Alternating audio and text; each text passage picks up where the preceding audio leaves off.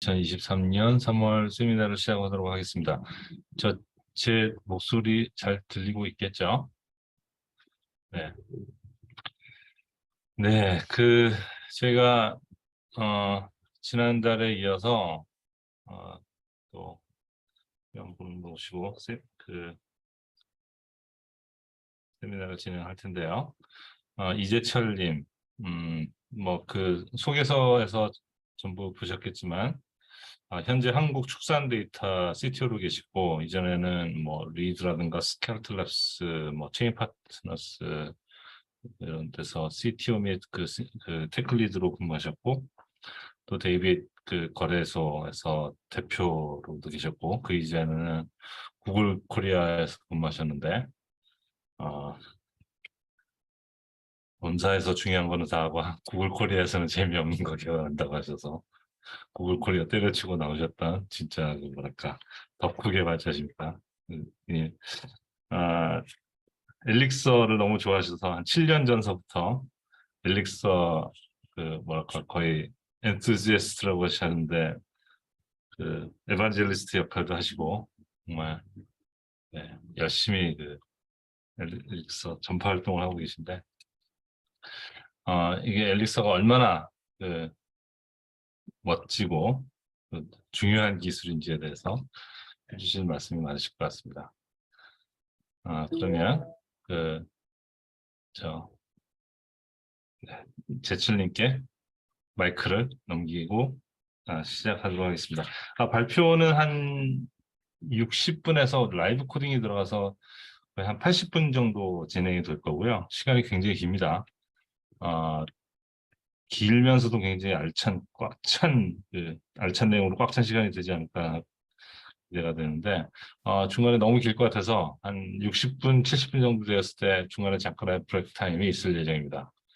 그러면 제철님께서 화면 공유를 해주시면서 발표를 시작을 하도록 하겠습니다.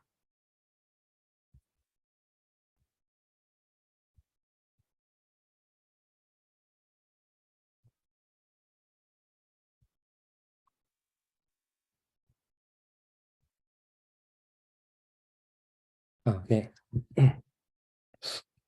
네, 지금부터 발표를 시작하겠습니다. 이번 발표의 제목은 엘릭서 대용량 분산 웹 개발의 혁명입니다. 또 부제로 자바, C++, 파이썬이 OOP 언어가 아닌 이유에 대해서도 설명을 드리겠습니다.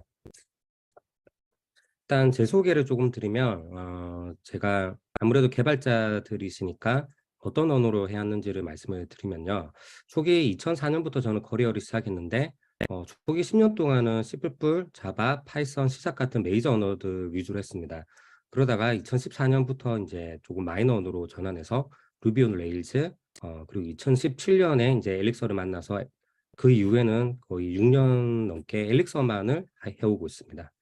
그리고 2016년부터 서울 엘릭서 미트업을 열었고요. 3월 2일에 지난 3월 2일에 한국 투싼 데이터 라운지에서 48회 서울 엘릭서 미트업을 열었습니다. 늘 이렇게 크게 열었던 한 40명 정도 오셨는데요. 이렇게 늘 크게 열었던 건 아닌데 지난번에 리프트 IO에서 발표한 이후에 많은 분들이 관심을 가져주셔서 이번에는 좀 많은 인원이 모이게 됐습니다. 일단 왜 제가 엘릭서를 이렇게 말씀을 드리는지를 제 주관이 아니라 객관적인 데이터를 좀 보여드리고 싶은데요. 2022년 들어서 스택 오버플로우 서베이 결과를 보면 참 재밌거든요. 일단 제가 여기서부터는 이제 얼렌과 엘릭서를 좀 섞어서 말씀을 드릴 텐데 자바와 코틀린의 관계가 얼렌과 엘릭서의 관계와 유사하다고 생각하시면 됩니다. 2022년 스택 오버플로우 서베이에 따르면 언어별 연봉에서 얼렌과 엘릭서가 2위와 6위를 차지했고요. 그리고 웹 프레임워크별 연봉에서는 피닉스가 집계 대상이 되자마자 1위를 차지했습니다. 그리고 사랑받는 언어에서는 2위를 차지했습니다. 그러니까 지표들이 굉장히 좋다고 볼 수 있죠. 그리고 작년 3월 딱 1년 전에 엘릭서의 첫 번역서가 나왔기 때문에 처음 시작하시는 분들이 지금 시작하기 되게 좋은 타이밍인 것 같습니다. 네, 저 책의 번역서와 원서를 보면 챕터 1의 제목이 Take the Red Pill이라고 빨간 약을 먹어보자고 돼 있거든요. 왜 엘릭서를 이렇게 빨간 약에 비유를 하는지에 대해서 이제 1시간 내내 제가 설명해 드리겠습니다. 왜 빨간 약으로 비유를 하는지 챗GPT와 얘기를 해보니까 이게 기존의 컨벤셔널 싱킹의 챌린지를 한다는 거죠. 그러니까 기존 프로그래밍 언어 관습들과는 전혀 다른 모습의 언어를 가지고 있거든요. 아마 엘릭서를 배우고 나시면 기존의 다른 언어라고 생각했던 뭐 C++과 자바, C샵 이런 것들이 다 유사 언어, 거의 같은 언어로 생각될 만큼 얘는 아예 다르거든요. 꼭 한번 경험해 볼 만한 언어라고 생각이 듭니다. 왜 이런 언어들을 많이 봐야 되냐면, 프로그래밍 언어는 하드웨어 발전과는 별개로 굉장히 느리게 발전하고 있습니다. 이 목차는 모 대학 교수님의 강의 노트 목차인데요. 프로그래밍 언어는 미개하다라는 제목으로 시작을 하거든요. 어, 우리가 현재 선택지에 있는 언어들이 모두 8, 90점을 달성한 완벽한 언어들이 아닙니다. 2, 30짜리 언어들도 선택지에 있기 때문에 모르고 그런 언어들을 선택하는 우리 포함하면 계속 괴롭게 되겠죠. 그렇기 때문에 신중하게 선택을 해야 된다고 생각합니다. 왜 그런 2, 30짜리 언어들이 많이 있냐면 우리는 이제 이 기술 발전 초기에 뿌리를 내렸다는 점을 빼면 그 어떤 이성적 토대도 없는 발상에 우리 자신을 빠뜨리고 있다고 마인드 스톰이라는 책을 쓰신 레고라는 언어를 만드신 분이 꼬집어서 말씀하셨거든요. 무려 지금으로부터 40년 전에요. 40년 전에도 그분이 보시기에는 그때 당시에도 많은 레거스들이 쌓여서 뭔가 발전을 저해하고 있었는데 그로부터 또 40년이 흘렀잖아요. 지난 40년 동안에도 또 많은 레거스들이 쌓이면서 앞으로 나가는 발전을 막고 있거든요. 그래서 제가 오늘 하고 싶은 내용은 언어와 웹 아키텍처 내에 과거의 기술적 한계로 인해 뿌리 내렸지만 현재 유효하지 않고 우리를 괴롭히는 발상들이 뭐가 있는지 한번 검토해 보도록 하겠습니다. 그래서 오늘 목차는 먼저 메이저 언어들을 돌아볼 거고요. 그리고 나서 자바, C++, 파이썬이 OOP의 언어가 아닌 이유에 대해서 설명드리고 그 후에 프론트엔드 아키텍처를 돌아보고 또 백엔드 아키텍처를 돌아보고 피닉스 라이브 뷰와 분산 시스템을 라이브 코딩을 해보도록 하겠습니다. 자, 우선 메이저 언어들을 한번 돌아보도록 할게요. 제가 이런 언어에 대해서 논할 때 자주 듣는 얘기가 언어는 도구일 뿐이므로 그렇게 가릴 필요가 없다고 하는 약간 허무주의적 얘기를 좀 많이 듣는데요. 제가 좀 상당히 이 말을 좀 약간 쿨해 보이지만 사실 진실과는 전혀 반대되는 내용이라고 생각을 하거든요. 만약에 저게 진실이라고 한다면 뭐칼 레이서에게 자동차는 도구일 뿐이므로 경차를 타고 레이싱해도 된다는 얘기 같거든요. 비약해서 어떤 언어를 해도 똑같다고 하면 어셈블리어로 애플리케이션 개발을 해도 된다는 얘기겠죠. 비약을 하면. 그리고 또 비트겐슈타인이 얘기한 게 이게 이 프로그래밍 언어와 같은 얘기는 아니겠지만 언어의 한계가 세계의 한계라는 그런 말이 있거든요. 저는 이게 프로그래밍 언어에서도 똑같다고 생각을 합니다. 어떤 언어를 선택하느냐에 따라서 어떤 문제를 해결할 때 떠오르는 발상이 딱 제약이 되어버리거든요. 그렇기 때문에 여러 언어들을 접해 봐야 된다고 생각합니다. 그리고 개발자에게 제일 중요한 건 언어 선택이라고 생각을 하고요. 언어에 따라서 그 언어의 프레임워크들의 품질까지 사실상 정해져 버립니다. 왜냐하면 전 세계의 개발자들이 다 뛰어들어서 프레임워크를 만들기 때문에 그 언어가 갖고 있는 최고 퍼포먼스와 최고 품질의 프레임워크가 나오는 거기 때문에 그 언어의 한계에 따라서 딱 정해져 버리는 거죠. 또 이제 범용 언어라고 하는 게 흔히 이제 범용 언어는 뭐 좋은 거다 이런 느낌으로 좀 받아들이는 경향이 있는데 사실 이런 범용 언어라고 칭해지는 언어들이 설계된 시점은 꽤 옛날이고요. 그때는 뭐 데스크탑 컴퓨팅이 주류였죠. 네트워크 컴퓨팅은 마이너였습니다. 그 시점에 범용이었던 언어들이고 지금은 대부분의 개발자분들은 뭐 백엔드라던가 백엔드는 여러 서비스들이 서로 통신을 하고 있고 웹은 또 서버와 통신을 하고 이런 예전에 범용 언어의 범위에 없던 네트워크 어플리케이션을 주로 개발을 하고 계시죠. 그러니까 그 옛날에 범용이었던 게 과연 지금 우리가 범용 언어니까 막 써도 될 만큼 범용적인지에 대해서 한번 좀 생각을 해봐야 됩니다. 네. 언어에는 크게 두 가지 뿌리가 있습니다. 튜링 기계와 람다 계산법이라는 건데요. 잘 아시겠지만 튜링 머신이라고 하는 거는 앨런 튜링이 만들었고요. 이미테이션 게임이라는 영화로도 되게 유명한 사람이시죠. 1936년도에 지금의 절차적 언어들과 OOP 언어들의 기반이 되는 프로그래밍 모델을 만드셨습니다. 그리고 람다 대수라고 하는 거는 알론조 철치라는 분이 만드셨는데 현재 함수형 언어들의 기반이 되는 이론입니다. 이 두 가지 프로그래밍 모델은 서로 해결할 수 있는 문제의 영역은 똑같다는 것은 증명이 되어 있습니다. 하지만 그렇다고 해도 이 두 가지 언어는 서로 추상화 레벨에서는 큰 차이가 있거든요. 튜링 기계, 컴퓨터 과학이 여는 세계라는 책에 나오는 내용인데요.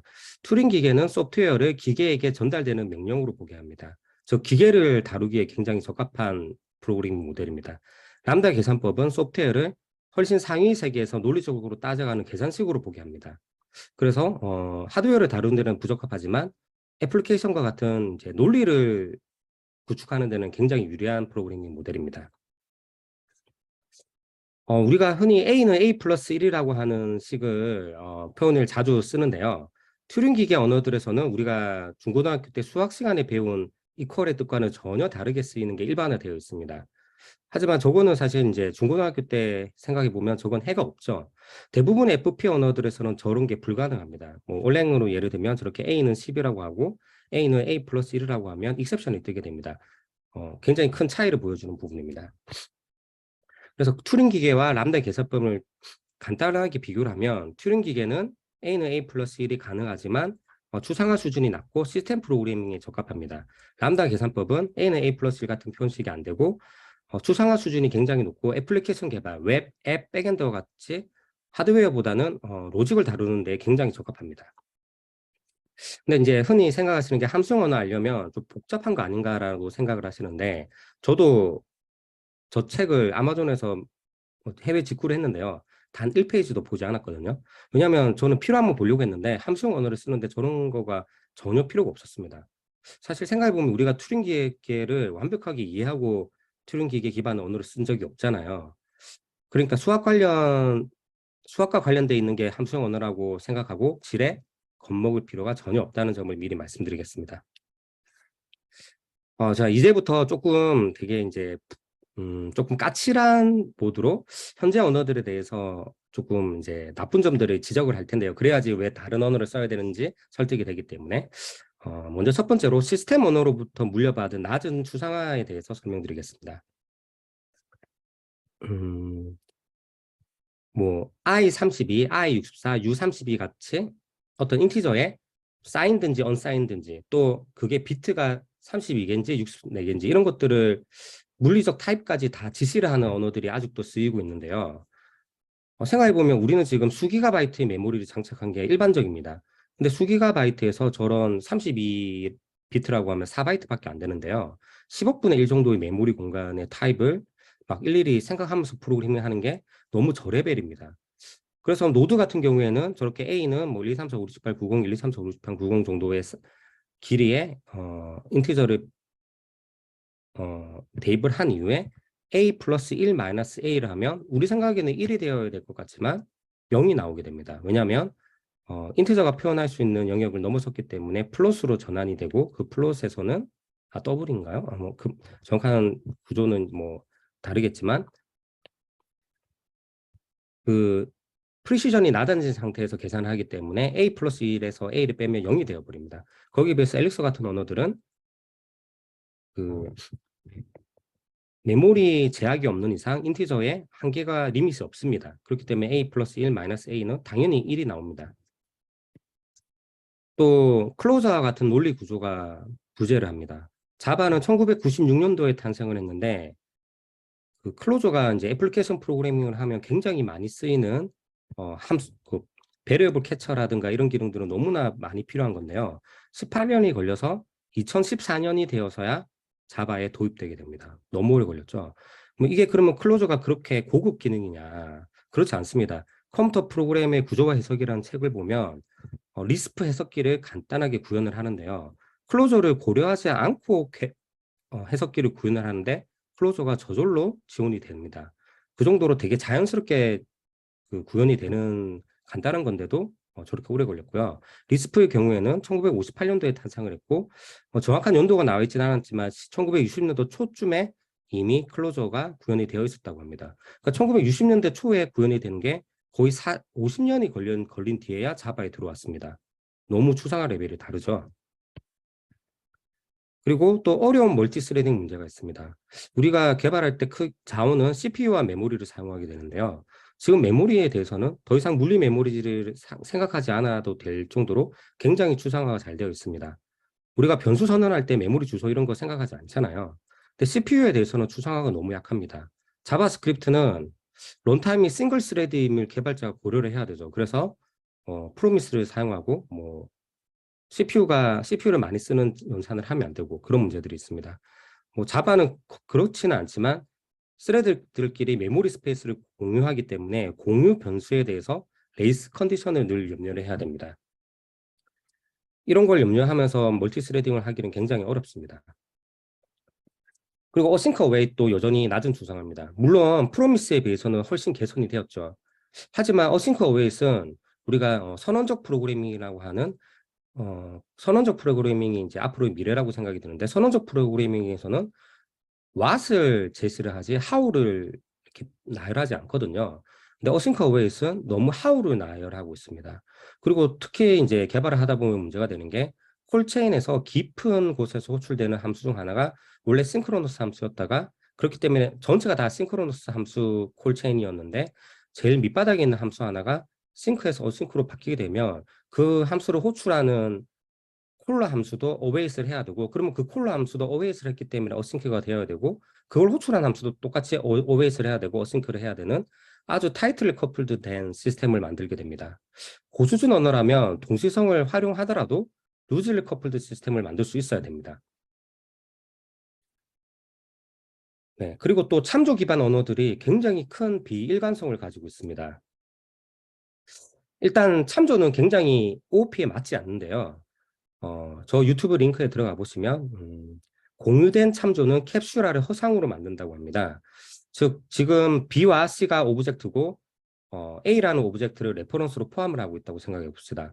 이때 B는 B의 상태는 A의 상태를 포함을 하게 되는데요. B의 메소드를 호출하지 않고서도 C는 A의 상태를 바꿀 수 있습니다. 즉 B의 인캡슐레이션이 깨져버린 거죠.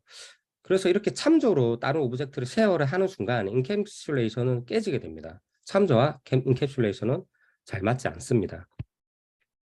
그리고 널 참조는 이분이 토니 호브라는 분이 1965년도에 별 생각 없이 널이라는 개념을 만들었다고 하시더라고요. 그리고 나서 나중에 이해로 인해서 벌어진 어마어마한 이제 개발자들의 노동력 때문에 빌런 달러 미스테이크라고 스스로 고백을 하셨는데, 요즘은 뭐 스위프트 같은 데나 뭐 다트 같은 데서 옵션과 메이비 둘이 똑같은 의미긴 한데, 옵션과 메이비 타입을 통해서 너를 꼭 체크해서 호출하도록 하는 언어도 있긴 한데, 여전히 기존 언어들은 너를 마음대로 쓸 수 있는 언어들이 많고 널 리젝션이 발생하는 언어들이 여전히 많습니다. 또 이퀄 기호에 빌관성이 존재하는데요. 참조를 가지게 되면 이제 우리는 참조를 가지고 있는 순간 동등성과 동일성을 구분해야 됩니다. 동등성은 equality라고 하고 동일성은 identity라고 하죠. 근데 이 세 줄짜리 코드 A는 1이고 B는 1이라고 한 이후에 A는 B와 같은가 이걸 물어보는데, 기존의 언어들이 참조를 가지고 있는 언어들의 일관성이 없습니다. 파이썬과 루비는 값을 비교를 해서 true라고 하고요. 자바스크립트와 다트는 참조가 실제로 동일한지 아이덴티티를 체크를 해서 펄스를 리턴합니다. 되게 일관성이 없죠. 그에 비해서 엘릭서뿐만 아니라 모든 함수형 언어들은 동일성이라는 개념이 없기 때문에 동등성만을 비교하기 때문에 모두 다 true입니다. 네, 또 가변 언어들이 갖는 비일관성이 있는데요. 뭐 OOP처럼 플롭이라고 많이 쓰이진 않는데 이런 단어가 있는데요. Place Oriented Programming이라는 단어가 있는데, 이 내용을 보면 Place Oriented Programming은 새로운 정보가 기존 정보를 리플레이스 한다고 되어 있습니다. 이게 이렇게 설계된 이유는 그때 당시에 스몰 램과 디스크 때문이었 없다고 얘기를 하고요. 근데 현재는 이런 리미테이션이 예전에 없어졌죠. 램은 너무나 넘치고 디스크 공간도 남아돕니다. 이제 더 이상 메모리 제약이 없는데 도대체 왜 값을 덮어 쓰는지 한번 생각을 해봐야 됩니다. 그래서 가변 언어들도 비일관성을 가지는데요. 뭐 A는 1, 2라고 하고 B는 A. 리버스라고 했을 때 A와 B의 값이 가변 언어들은 다 다릅니다. 파이썬의 경우에는 A 자체를 변형을 시켜서 A는 2일이 되고 리턴 값은 그냥 넌입니다. 자바스크립트는 파이썬처럼 A 자체를 변형시켜서 2일이 되는데 리턴 값은 자기 자신을 리턴해서 2일이 됩니다. 루비는 A를 그대로 두고 리턴 값을 2일로 합니다. 하지만 함수형 언어들은 모두 기존 A는 그대로 있고 B는 리버스 된 걸 리턴합니다. 왜냐하면 자기 자신을 모두 다 불변 언어이기 때문에 A를 변경할 방법이 없기 때문에 유일한 방법이 리턴하는 수밖에 없는 거죠. 그렇기 때문에 항상 모든 함수 언어들은 동일한 일관성을 갖게 됩니다. 뭐 스트링의 가변성도 언어마다 제각각입니다. 자바, 루비, 파이썬, C#, 자바스크립트는 불변이고요. 스위프트, CS++은 스트링이 가변입니다. 자바스크립트 같은 경우에는 또 되게 혼란스러운 부분이 있는데요. 저렇게 코드를 스트링을 헬로 그리고 스트링의 첫 번째를 대문자 H로 바꿨을 때 마치 성공하는 것처럼 보입니다. 하지만 스트링을 출력해보면 여전히 소문자입니다. 좀 이상하죠. 어레이와 딕셔너리는 심지어는 같은 iOS 플랫폼 내에서조차 다릅니다. 오젝티브 C에서는 가변이고 참조 타입이고 스위프트에서는 불변이고 갑 타입입니다. 근데 어쨌든 스위프트처럼 나중에 나온 언어들은 점점 불변과 갑 타입을 더 선호한다는 것은 어떤 트렌드가 느껴지긴 합니다. 참조 언어에서의 콘스트는 굉장히 혼돈스러운데요. 그 참조 자체는 콘스트지만 대상 개체는 콘스트가 아닙니다. 콘스트 A는 한 다음에 이제 오브젝트로 B에 10을 대입을 했는데요. A.B를 변경하는 거에 아무런 제약이 없습니다. 그래서 A를 콘스트로 선언했는데 논리적으로 좀 이상해 보입니다. 어레이 슬라이싱 같은 경우에도 얕은 복사, 깊은 복사의 비일관성이 존재합니다. 이 두 코드는 파이썬과 고인데요. 두 코드가 굉장히 유사해 보이죠. 1, 2, 3, 4가 있고 B는 A는 1, 2, 3, 4고 B는 A를 클론이나 슬라이싱을 했는데 B의 첫 번째 문서를 바꿨을 때 A와 B가 어떤 값인지를 보면 파이썬에서는 뒷카피가 일어나서 새로운 한 벌이 만들어졌기 때문에 B의 첫 번째 문서만 10으로 바뀌고요. 고는 샬롯 카피가 일어났기 때문에 둘 다 같은 어레이를 가리키게 되고 그래서 10으로 바뀌게 됩니다. 너무 비슷해 보이는 코드인데 이렇게 비일관성이 있습니다. 그래서 불변 갑 언어는 일관적이고 단순합니다. 뭐 앞에 말씀드렸던 내용들을 단순히 정리한 건데요. 가변 참조 언어는 동일성과 동등성을 구분해서 생각해야 되는데 불변 갑 언어는 동등성만 존재하니까 심플합니다. 그리고 순환 참조가 참조 언어들에서는 가능하죠. 순환 서큘러 레퍼런스를 가지게 되면 메모리 릭이 발생을 하게 됩니다. 하지만 갑 언어에서는 참조 자체가 없기 때문에 서큘러 레퍼런스가 발생하지가 않습니다. 그러므로 그런 메모리 릭이 발생하지는 않습니다. 얕은 복사, 깊은 복사에 있어서 가변 참조 언어들은 이거를 그냥 리턴했을 때 나는 계속 원본을 유지하고 싶다면 변경 가능성이 있을 경우 반드시 깊은 복사를 해야 됩니다.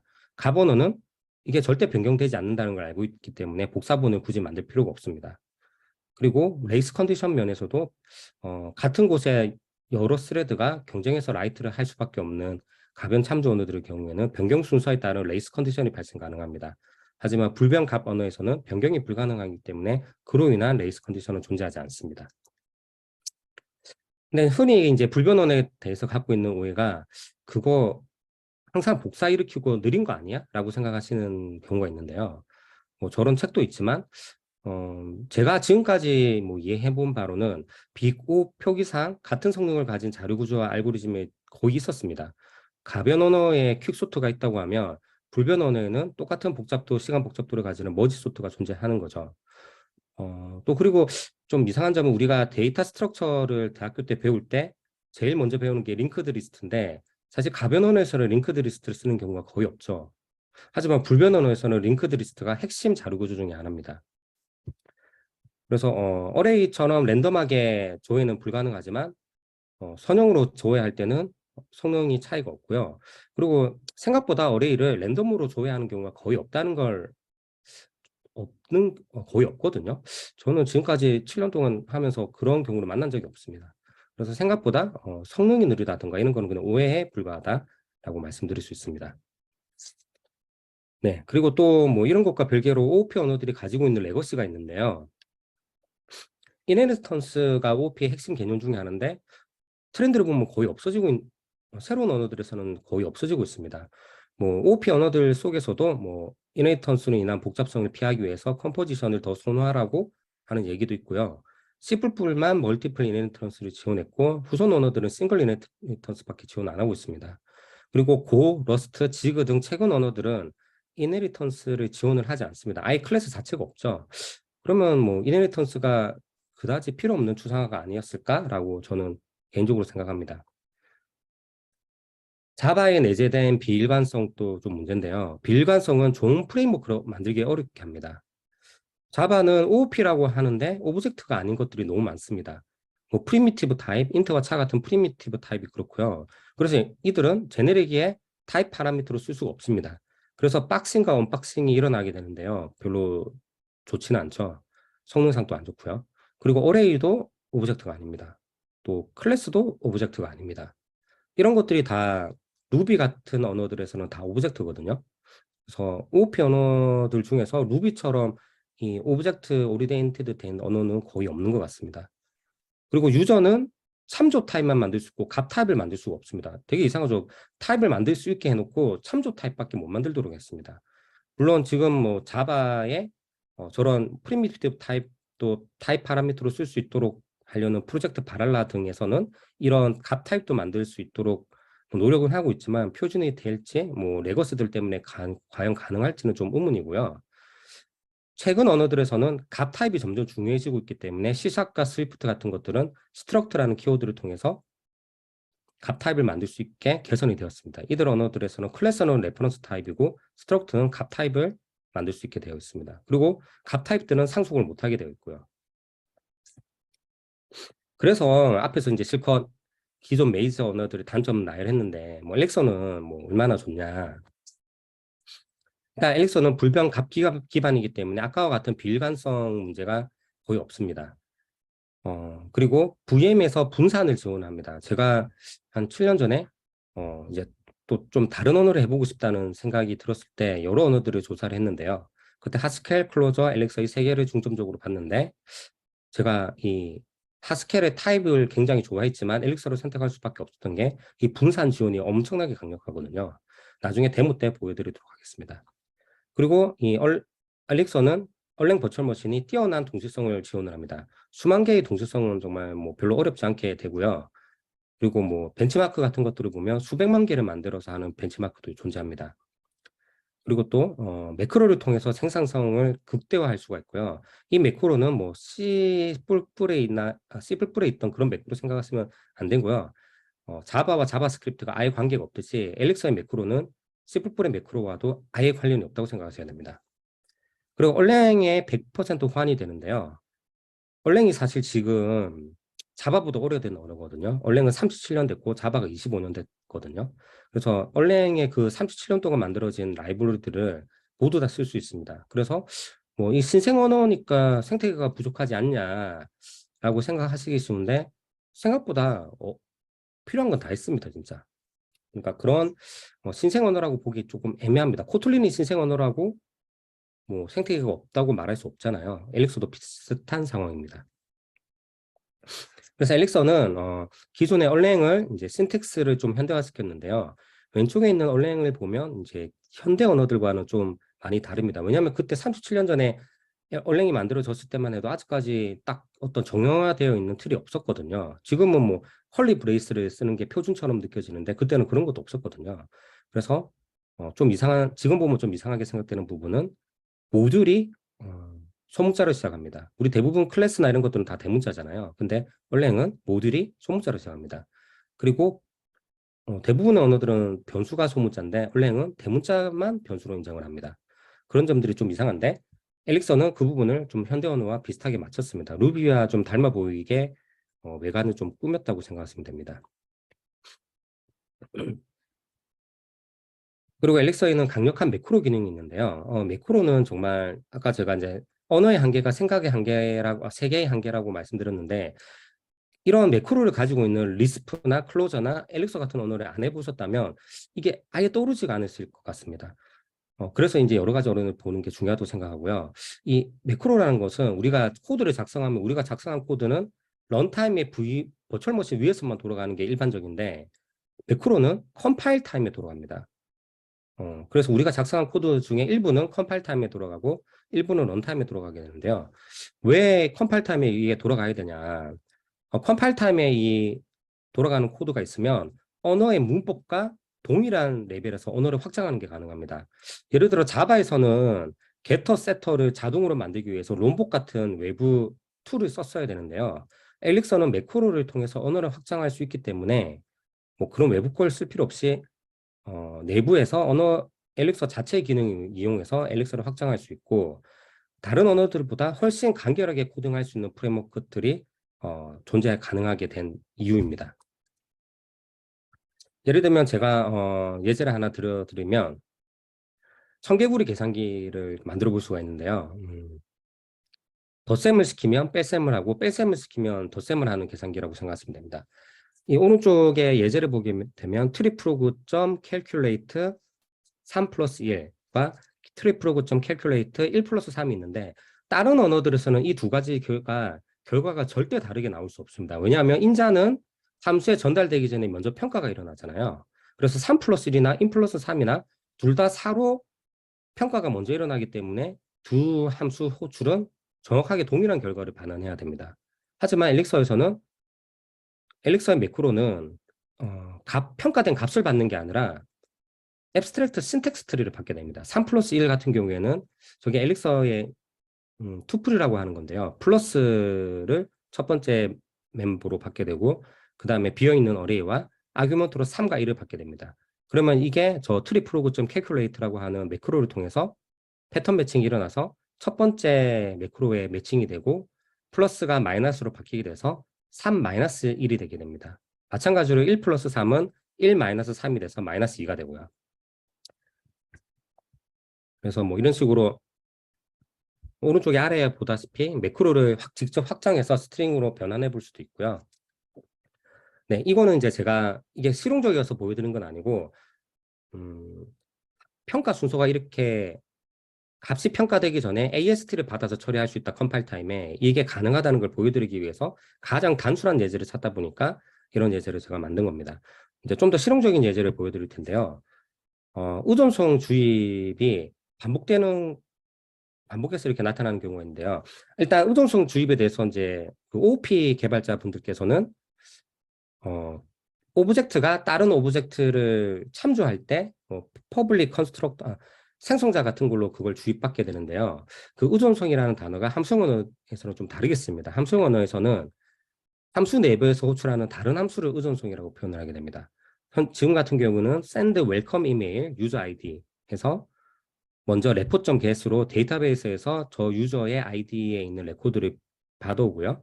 그 받아온 레코드에서 이메일을 따로 뽑아서 웰컴 이메일을 작성한 이후에 mailer.send라고 해서 두 가지 함수를 호출을 하고 있습니다. repo.get과 mailer.send. 그래서 repo.get이 이 send welcome 이메일의 의존성이라고 할 수 있고요. mailer.send도 의존성이라고 할 수 있습니다. 이거는 이제 테스트가 되게 어려운데요. 왜냐하면 send welcome 이메일을 테스트를 하게 되면 DB에 실제 그 유저가 존재해야 되기도 하고 또 메일러.send가 직접 호출되어 버리면 이메일이 실제로 발송되어 버릴 수 있기 때문에 이대로는 테스트를 하기 어렵습니다. 그러면 이를 테스트하기 위해서는 방금은 send welcome 이메일의 아규먼트에 유저 아이디만 있었는데 유저 아이디 다음에 디펜던시를 이렇게 맵 형태로 받을 수가 있습니다. 디펜던시를 맵 형태로 받고 레포적 get을 직접 호출하는 대신에 저 디펜던시 안에 레포적 get을 대체하는 의존성, 주입된 의존성이 있는지 확인을 한 후에 유저와 유저 아이디 기존 아규먼트를 그대로 전달을 하고요. 마찬가지로 메일러.send도 기존의 저 안에 그게 있는지 확인을 한 이후에 호출을 하는 식으로 변경할 수 있습니다. 이렇게 하면 이제 의존선을 완전히 주입했기 때문에 테스트를 할 때 저 디펜던스 아규먼트로 repo.get과 mail.send를 대신하는 익명 함수를 전달할 수 있기 때문에 테스트는 가능하게 됐습니다. 하지만 문제가 있죠. 지금 딱 봐도 이게 뭐 하는 함수인지 알 수가 없게 됐습니다. 가독성이 너무너무 떨어지죠. 지금 repo.get과 mail.send를 변형을 하는 과정은 반복되는 코드 변형입니다. 디펜던시라는 아규먼트에서 몇 점 개수로 해당하는 함수가 존재하는지 확인한 다음에 디폴트 값으로는 그 함수를 그대로 사용하고 기존에 받았던 아규먼트를 그대로 전달한다는 점에서 완전히 늘 똑같은 규칙에 따라서 의존성 주입을 실행을 하고 있습니다. 즉 이런 반복되는 코드 변형은 매크로로 감출 수가 있습니다. 우리가 함수는 반복되는 데이터 트랜스폼을 함수로 만들잖아요. 매크로는 반복되는 코드 변형을 매크로로 만든다고 생각하시면 됩니다. 그래서 이제 저는 이건 제가 만든 디펜던트 인젝션 라이브러리인데요. 왼쪽 위를 보시면 샌드 웰컴 이메일 내부를 전혀 손을 안 댔습니다. 뭐 map.get 그런 걸 넣지를 않고 그대로 둔 상태에서 그 상단에다가 use def inject라는 매크로 호출만을 실행을 했습니다. 저 매크로를 호출을 하게 되면 이 모듈에 있는 모든 함수에 디펜던스 인젝션을 적용을 하게 되거든요. 뭐 언제 이런 변환이 일어나느냐? 컴파일 시점에 제가 만든 매크로가 돌아가서 그 매크로는 여기 있는 샌드 웰컴 이메일의 바드를 다 읽을 수 있습니다. AST 상태로 다 읽은 다음에 그걸 읽으면 어디가 함수 호출인지 다 알 수가 있겠죠. 그렇게 알아낸 함수 호출을 통해서 그 함수 호출 부분만 map.get 이런 것들로 다 바꾸기 때문에 디펜던스 인젝션을 100%다 실행을 하면서도 가독성을 전혀 해치지 않을 수가 있는 방법이 있는 겁니다. 매크로가 이런 식으로 개발자들이 손으로 해야 되는 어떤 코드 변형을 자동화할 수 있는 그런 기능을 제공을 하고 있습니다.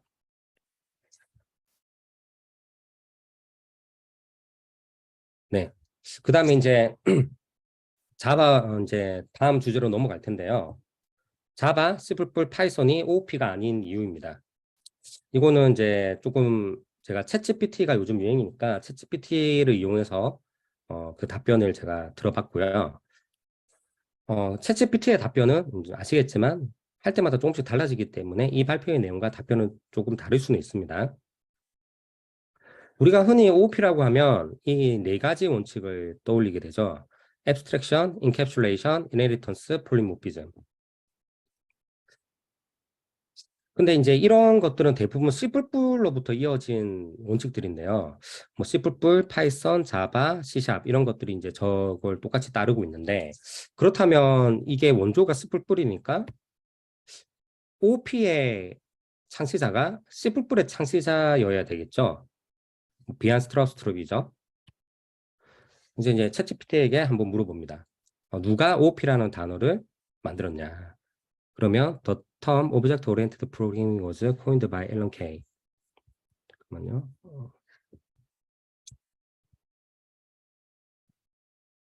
화면을 좀 가리고 있어가지고. 네. 네, The term Object Oriented Programming was coined by Alan Kay, the leader of a team that developed Smalltalk. Object Oriented Programming gained widespread use after Smalltalk was released라고 해서 앨런 케이라는 사람이 만들었고 스몰톡에 의해서 많이 이제 퍼졌다라고 말하고 있습니다. 그러면 스몰톡은 어디에 위치한 언어일까요? 네, 이 프로그래밍 언어 계보에서 보면 스몰톡은 C++보다는 이제 먼저 개발된 언어기도 하고 그런데 이제 C++이 스몰톡으로부터 뭔가를 이어받은 것 같아 보이지는 않습니다. 공통조수항으로 시뮬라가 있긴 한데 스몰톡과 C++은 직접적으로 서로 관계는 없어 보입니다. 그래서 이제 이분이 이제 앨런 케이라는 분이신데 이분이 말씀하시기에 I made up the term object oriented and I can tell you I did not have C++ in mind 라고 자기가 OOP라는 용어를 만들긴 했는데 C++이 내 머릿속에 있던 형태는 아니다 라고 딱 말씀을 하시는 거죠. 그래서 이제 OOP라는 걸 검색을 해보면 뭐 거의 대부분은 앱스트랙션, 이न헤리턴스, 런타임 폴리모피즘 이런 것들을 얘기를 하는데 좀 소수 쪽을 보면 뭐 저 앨런 케이의 얘기를 따르는 이렇게 검색도 됩니다. Everything is an object. Object communicate by sending and receiving messages라고 해서 여기서 가장 중요한 단어는 메시지입니다. 그래서 앨런 케이의 OOP에 대해서 지금부터 좀 말씀을 드릴 텐데요. 왜 앨런 케이의 OOP를 이렇게 꺼내냐? 여기 계신 분들은 대부분 10년에서 20년 이상 개발자로 계속 OOP 언어를 사용하시게 될 텐데 그 OOP라는 개념을 만든 창시자의 생각을 이해하는데 겨우 1시간도 걸리지 않는데 사실 대부분은 그럴 기회가 없어서 못 접하시는 거라고 생각을 합니다. 제가 커리어 초기 10년 동안 그랬거든요. 저보다는 좀 빨리 접하시길 바라는 마음에서 이거를 준비를 한 거고요. 네, 앨런 케이라는 분은 현재 살아계신 분입니다. 참고로. 그렇기 때문에 우리가 뭐 아인슈타인을 만날 수는 없지만 앨런 케이는 지금도 쿼라에 답변도 하시고 그렇기 때문에 우리가 물어볼 수가 있는 통로가 있습니다. 그리고 이분이 이제 처음으로 OOP에 대해서 이제 강연을 처음은 아니겠지만 OOP에 대해서 강연을 했던 게 비디오로 녹화된 게 유튜브에 올라와 있습니다. 뭐 2시간 반 정도 되는 분량인데 사실 앞부분 30분만 보시면 되거든요. 꼭 한번 보시길 추천을 드립니다. 그래서 이 세미나 위드 앨런 케이 온 OOP라는 거에 대해서 제가 좀 요약을 드릴 텐데요. 1960년대까지의 프로그래밍 모델은 마치 시계의 톱니바퀴 같았습니다. 저 가장 파란 바퀴가 메인 함수라고 하면 메인 함수가 톱니 하나가 돌아갈 때 다른 함수들을 호출을 하게 되는 거죠. 저 주황색과 초록색을 호출을 하게 된다고 생각하시면 되고 거기에 따라서 다른 함수들도 호출되는 이런 모양의 프로그래밍 모델이었습니다. 절차적 프로그래밍 모델이었죠.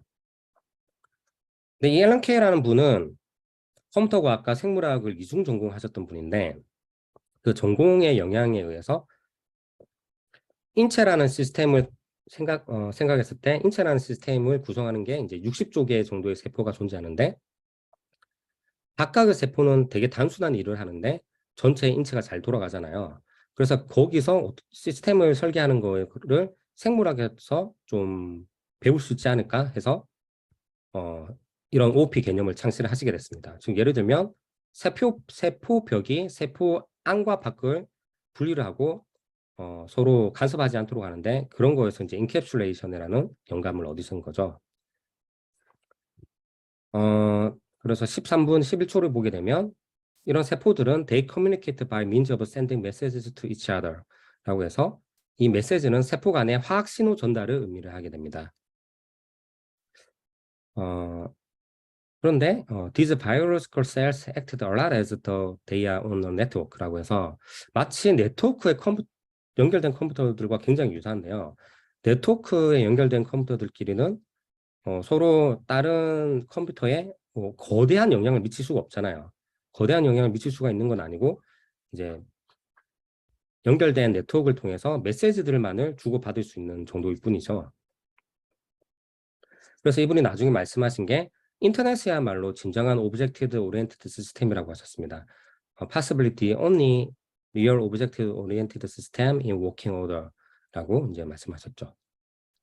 그리고 또 14분 정도를 보시면 recursive 디자인에 대해서 얘기를 하시는데 object can send to every other object and each one of these things is a lot like a little computer라고 해서 이 컴퓨터의 프로그램 내부에 존재하는 오브젝트들 각각이 작은 컴퓨터와 똑같다고 말씀하셨어요. 이 그림은 제가 그냥 인터넷에서 찾아온 건데 전체를 봐도 눈꽃 모양인데 한 단계 줄여서 봐도 확대해서 봐도 눈꽃 모양이고 또 한 단계 확대해서 봐도 눈꽃 모양인 어떤 리커시브 디자인을 가지고 있잖아요. 그래서 오브젝트 OOP 또한 이런 모양으로 이 오브젝트들은 컴퓨터 안에 속해 있는 거지만 아주 작은 컴퓨터처럼 역할을 해야 된다고 말씀을 하셨습니다. 그래서 작은 컴퓨터가 뭐냐? 이 작은 컴퓨터를 구성하는 요소에는 스테이트가 있고요. 그리고 이 오브젝트들끼리 서로 통신을 하는데 사용되는 메시지가 있고요. 그리고 그 각각의 오브젝트들마다 스레드가 존재합니다. 이게 메이저 언어들이 구현하고 있는 OOP와 완전히 다른 점입니다. 현재 C++의 OOP는 그리고 또 C++로부터 물려받은 언어들의 OOP는 어떻게 생겼나요? 싱글 스레드 상태에서 생각을 해보면 제일 처음에 왼쪽 위에 있는 오브젝트에서 시작된 함수 호출이 오른쪽 위에 있는 함수 오브젝트에 이제 메소드를 호출하고 그 메소드는 아래에 있는 오브젝트에 메소드를 호출하게 됩니다. 제가 지금 이렇게 꼬여 있는 물결 모양의 실로 표시를 한 게 스레드인데요. 스레드가 좌상단에서 우상단 그리고 하단으로 옮겨 다니고 있죠. 이거는 이제 메소드 콜입니다. 메시지 패싱이 아니라. 콜이 끝나는 동안 저 오브젝트들은 다 멈춰 있습니다. 그 스레드가 오브젝트들 사이를 옮겨 다니는데 이게 바로 메시징 패싱과의 차이입니다. 싱글 스레드일 때는 뭐 크게 어떤 오염의 문제는 발생을 하지는 않습니다. 하지만 멀티 스레드가 되면 문제가 생기는데요. 이 상단에 있는 두 개의 오브젝트에 있던 스레드들이 서로 공유하고 있는 다른 오브젝트에 메소드를 호출하게 되면 스레드 두 개가 하나의 오브젝트에 들어가게 됩니다. 그럼 이게 우리가 얘기하는 레이스 컨디션이 되는 거죠. 그리고 또 이제 흔히 우리가 이제 OOP라고 하면 클래스인가? 라는 생각을 할 수밖에 없게 모든 OOP 언어, 대부분의 OOP 언어들이 클래스를 가지고 있습니다. 그래서 제가 챗 GPT한테 물어봤는데요. Which one is more important in OOP according to Alan Kay? Class or messaging? 라고 했을 때 빨간 줄만 읽어보면 Messaging is more important than classes in OOP paradigm. Classes are just a way of organizing objects that have similar behavior. 그러니까 클래스는 비슷한 행동을 가지고 있는 오브젝트들의 코드를 좀 정리하기 위한 수단인 거지 메시징이 훨씬 더 중요한 OOP 개념이라고 답하고 있습니다. 그리고 이제 Will Alan Kay agree that Java is OOP language? Alan Kay가 자바가 OOP language라고 생각하겠냐라고 했을 때 He does not consider Java to be a true object-oriented language. He has criticized Java for not having true message passing, as he views it to be an essential aspect of OOP. 라고 해서 자바가 메소드 호출만 가지고 있고 메시지 패싱이 없기 때문에 true OOP라고 생각하지 않는다고 얘기하는 거죠. 네. 그럼 이제 얼랭은 어떤가? 자, 왼쪽 아래가 얼랭의 액터 모델이고요. 오른쪽이 아까 얘기했던 리틀 컴퓨터들인데요. 보면 똑같습니다. 얼랭 액터 모델과 OPL, 앨런 K가 얘기했던 OPL 리틀 컴퓨터는 똑같습니다. 아까 말씀드린 대로 앨런 K는 아직 뭐 생존해 계신 분이고요. 2018년도에 누가 이렇게 쿼러에다가 질문을 남겼어요. What does Alan Kay think about Joe Armstrong claiming that Erlang might be the only OOP language? 조 암스트롱은 참고로 얼랭을 만드신 분입니다. 조 암스트롱께서 얼랭이 아마 유일한 OOP 랭귀지일 거다라고 이렇게 주장을 하셨는데 거기에 대해서 앨런 K에게 어떻게 생각할 거냐고 물어봤더니 앨런 K가 직접 나와서 답변합니다. 빨간색만 읽어드리면 And he might be right.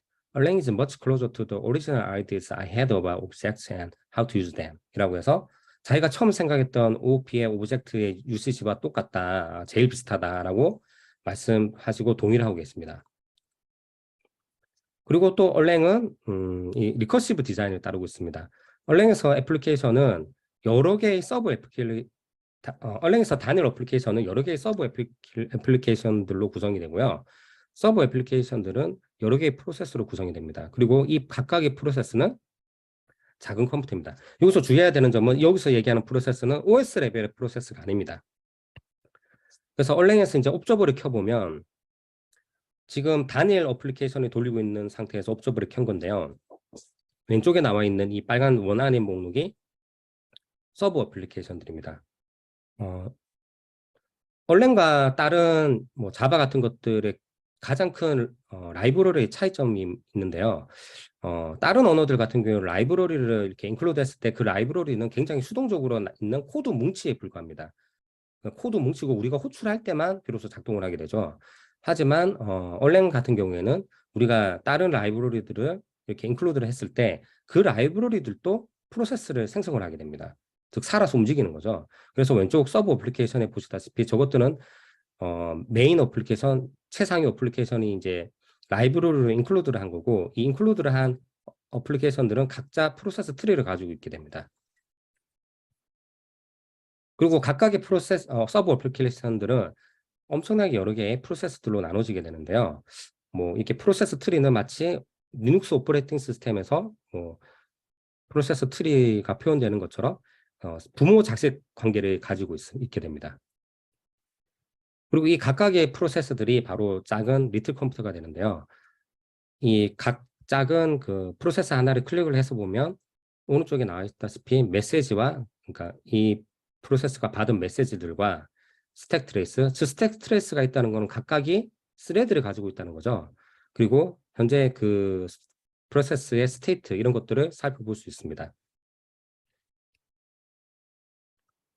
근데 이렇게 많은 프로세스를 생성을 하게 되면 당연히 부하가 생기지 않을까라는 의문이 들 수가 있는데요.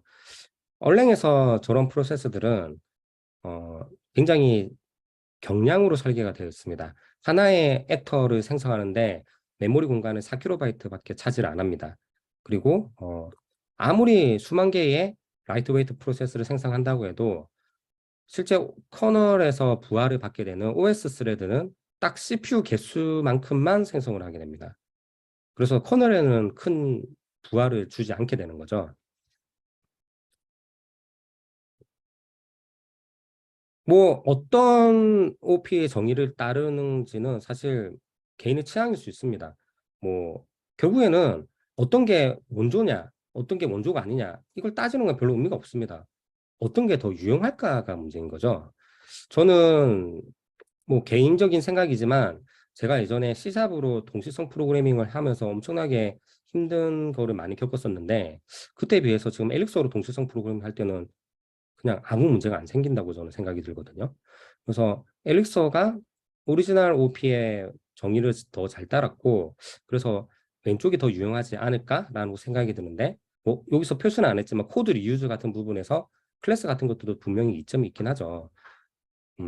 하지만 뭐 또 엘릭서도 또 매크로 등을 통해서 다른 방식으로 코드 리유즈를 하기 때문에 뭐 좀 개인의 기호의 문제인 것 같지만, 이 동시성에 있어서만큼은 엘릭서가 구현한 OOP의 정의를 따라가는 게 훨씬 더 유용하다고 생각이 됩니다.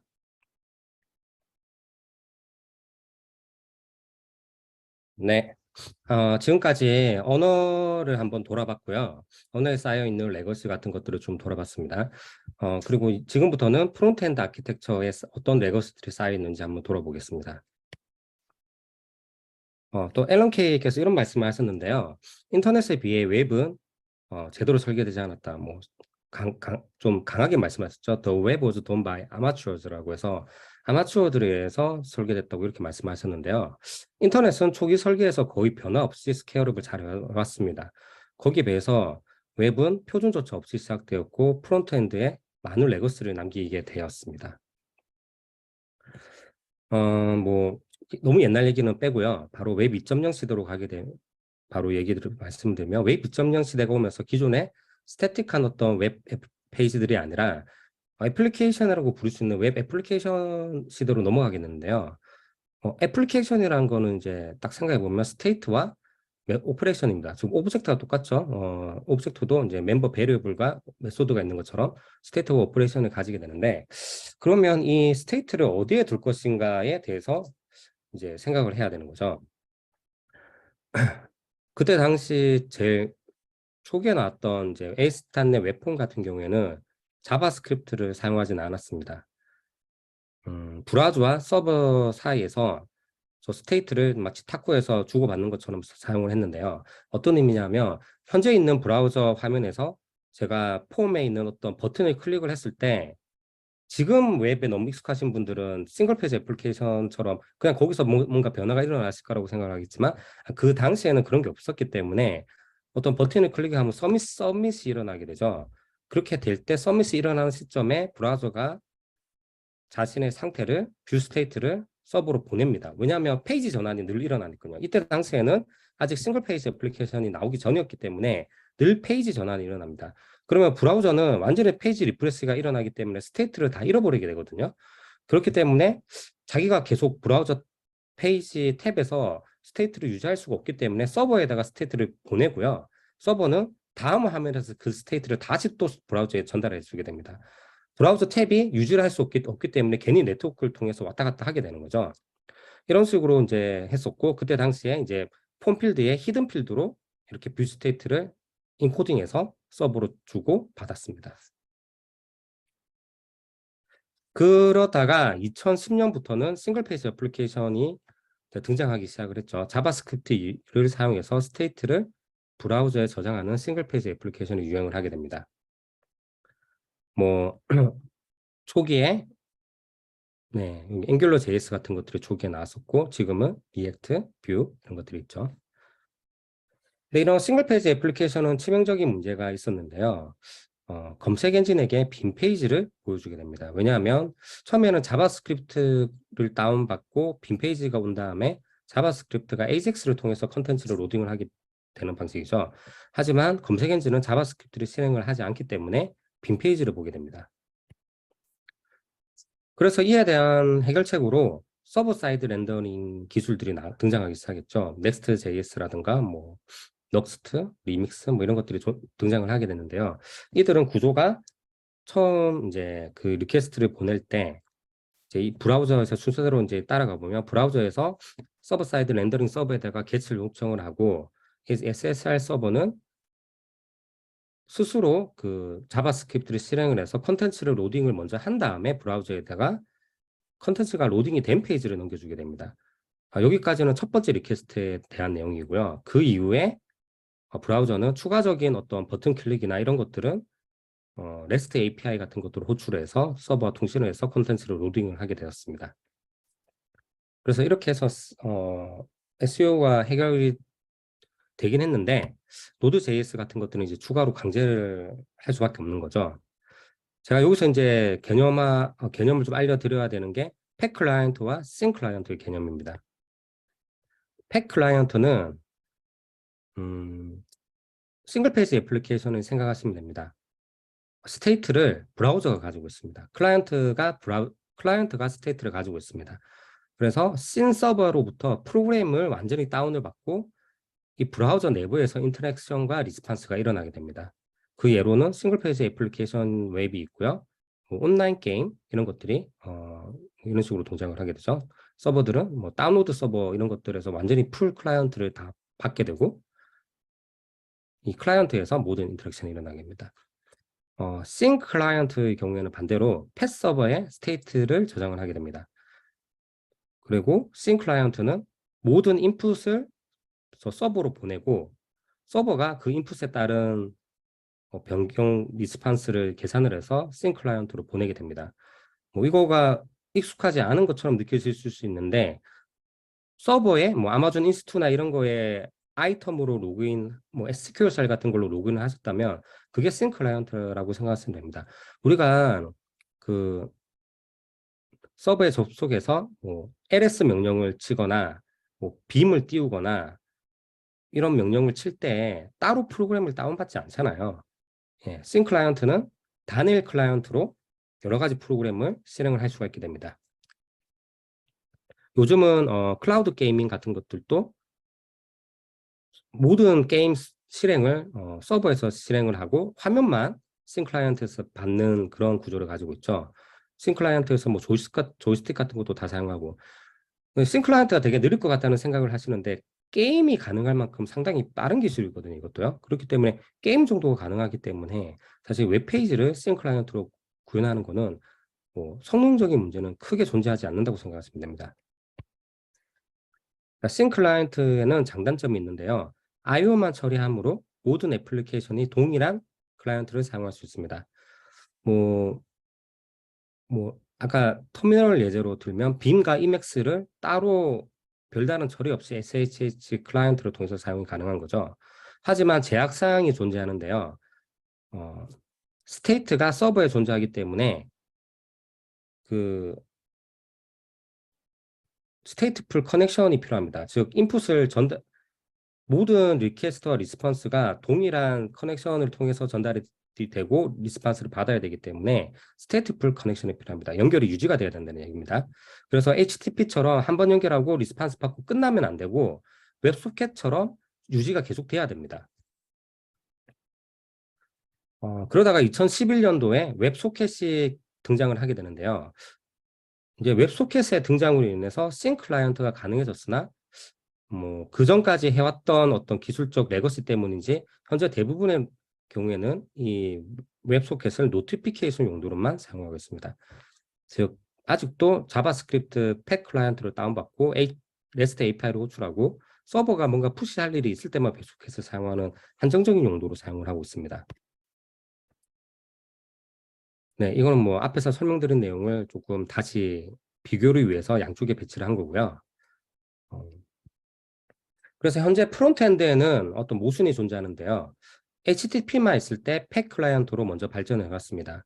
그런데 HTTP보다 훨씬 더 가능성이 높은 웹소켓이 추가가 됐는데 아주 한정적으로 노티피케이션에만 사용하고 있고 싱 클라이언트를 만들고 있지는 않는 거죠. 하지만 이제 웹 개발의 90% 이상을 차지하는 비즈니스 애플리케이션은 싱 클라이언트가 훨씬 생산적임에도 팩 클라이언트로 개발이 되고 있습니다. 제가 싱 클라이언트가 훨씬 생산적인 것은 나중에 뒤에서 데모로 한번 보여드리도록 하겠습니다. 만약에 웹브라우저가 처음부터 웹소켓을 가지고 출시됐다면 과연 팩 클라이언트가 되었을까요? 이런 질문을 할 수가 있겠죠. 그래서 이제 피닉스 라이브 뷰 같은 경우는 싱 클라이언트 구조를 가지고 있는데요. 왼쪽은 일반적인 뭐 리액트 같은 걸 사용했을 때 어떤 구조인지를 보여줍니다. 브라우저에 스테이트가 존재를 하게 되고요. 자바스크립트 프레임워크가 다운로드 되게 되고 뭐 라지라고 표시가 되어 있죠. 굉장히 무겁습니다. 그리고 자바, PHP, 루비 등으로 이루어진 API를 AJAX 콜로 호출을 하게 되고 제이슨 데이터를 리턴 받아서 렌더링을 하게 됩니다. 그에 반해서 피닉스 라이브뷰의 경우에는 애플리케이션 로직이 전혀 포함되지 않은 아주 작은 라이브뷰 자바스크립트 하나만 다운로드 받게 됩니다. 그리고 스테이트는 웹 서버에 존재하게 되고 브라우저에 있는 자바스크립트 코드는 모든 인풋을 서버로 전달하고 서버에서 돌아오는 돔디프 같은 리스판스를 이 돔에 적용을 하는 아주 단순한 작업만을 하게 됩니다. 그리고 모든 애플리케이션이 똑같은 자바스크립트를 쓰게 됩니다.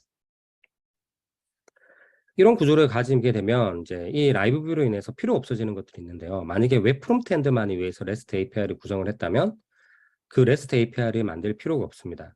뭐 컨슈머용 소프트웨어 같은 경우에는 모바일 애플리케이션이 있기 때문에 뭐 이러나 저러나 REST API를 만들어야 되겠지만 어드민 페이지 같은 경우에는 사실은 컨슈머 프로덕트가 없기 때문에 이런 경우에는 정말 REST API를 완전히 없애버릴 수 있는 경우가 많겠죠. 그리고 프론트엔드 자바스크립트를 쓰지 않아도 됩니다. 싱글 페이지 애플리케이션 라이브러리라든가 툴체인들, 그리고 브라우저에 거대한 자바스크립트 다운로드와 실행이 필요 없어집니다. 그리고 서버 사이드 렌더링을 하기 위해서 코드 변경을 한다든가 노드.js와 같은 뭐 서버 사이드 렌더링 서버가 따로 필요 없어지게 됩니다. 네, 여기까지 프론트엔드 아키텍처에서 라이브 뷰가 어떤 변화를 가져다 줄 수 있는지 설명을 드렸고요. 그 다음 이제 백엔드 아키텍처를 한번 돌아보도록 하겠습니다. 지금 메이저 백엔드 언어라고 할 만한 것들은 데스크탑에서 원래 사용되다가 서버로 이제 옮겨온 언어들인데요. 자바스크립트는 브라우저에서 사용됐었고요. 자바, 파이썬, 루비, C샵 같은 것들은 뭐 리눅스 또는 윈도우즈에서 쓰이다가 서버로 넘어온 거죠. 물론 처음부터 서버 전용으로 만들어진 PHP 같은 언어도 있긴 한데 PHP는 뭐 그렇게 좋은 아키텍처를 가지고 있는 언어로 생각되지는 않습니다. 이들 언어는 이들 언어들의 문제점에 대해서 제가 말씀을 드릴 텐데, 이들 중에 인터프리터 언어들 같은 경우에는 싱글 스레드라는 문제가 있습니다. GIL, 즉 글로벌 인터프리터 락이라고 해서 이들 언어들은 스레드를 아무리 여러 개 만든다고 해도 이 스레드들이 동시에 실행되는 경우가 없습니다. 글로벌 인터프리터 락을 반드시 어콰이어 해야지만 실행이 가능하기 때문에 스레드를 여러 개 만들어도 실제로 어떤 타임에 동작하고 있는 스레드는 딱 하나밖에 없습니다. 즉 컨커런스는 존재하지만 패러럴리즘이 존재하지 않는 경우입니다. 그래서 이런 싱글 스레드에 대한 해결책으로 제 서버가 만약에 코드 코어를 갖고 있다고 치면 최소한 4대의 인스턴스를 띄워야 되는 거죠. 한 대의 물리적 서버 안에서조차 여러 개의 서버 인스턴스를 실행하고 이를 엔진엑스와 같은 리버스 프록시로 로드 밸런싱을 해야 됩니다. 뭐 이렇게 하면 문제가 다 해결이 되냐? 그렇지가 않죠. 이들 인스턴스들은 서로 메모리를 공유하지 않기 때문에 문제가 발생하게 됩니다.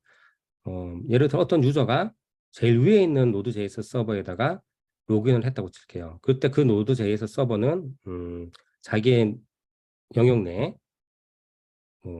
세션 아이디를 발급을 해서 기록을 했다고 치면 두 번째 리퀘스트 때 두 번째 인스턴트로 연결이 되게 되면 발급받은 세션 아이디가 유효하지 않게 됩니다. 공 메모리가 없기 때문에 서버 간 상태 불일치가 발생을 하게 되는 거죠. 그래서 공유 메모리 미비에 대한 해결책으로 레디스와 같은 외부 서버를 공유 데이터 저장에 사용하게 됩니다.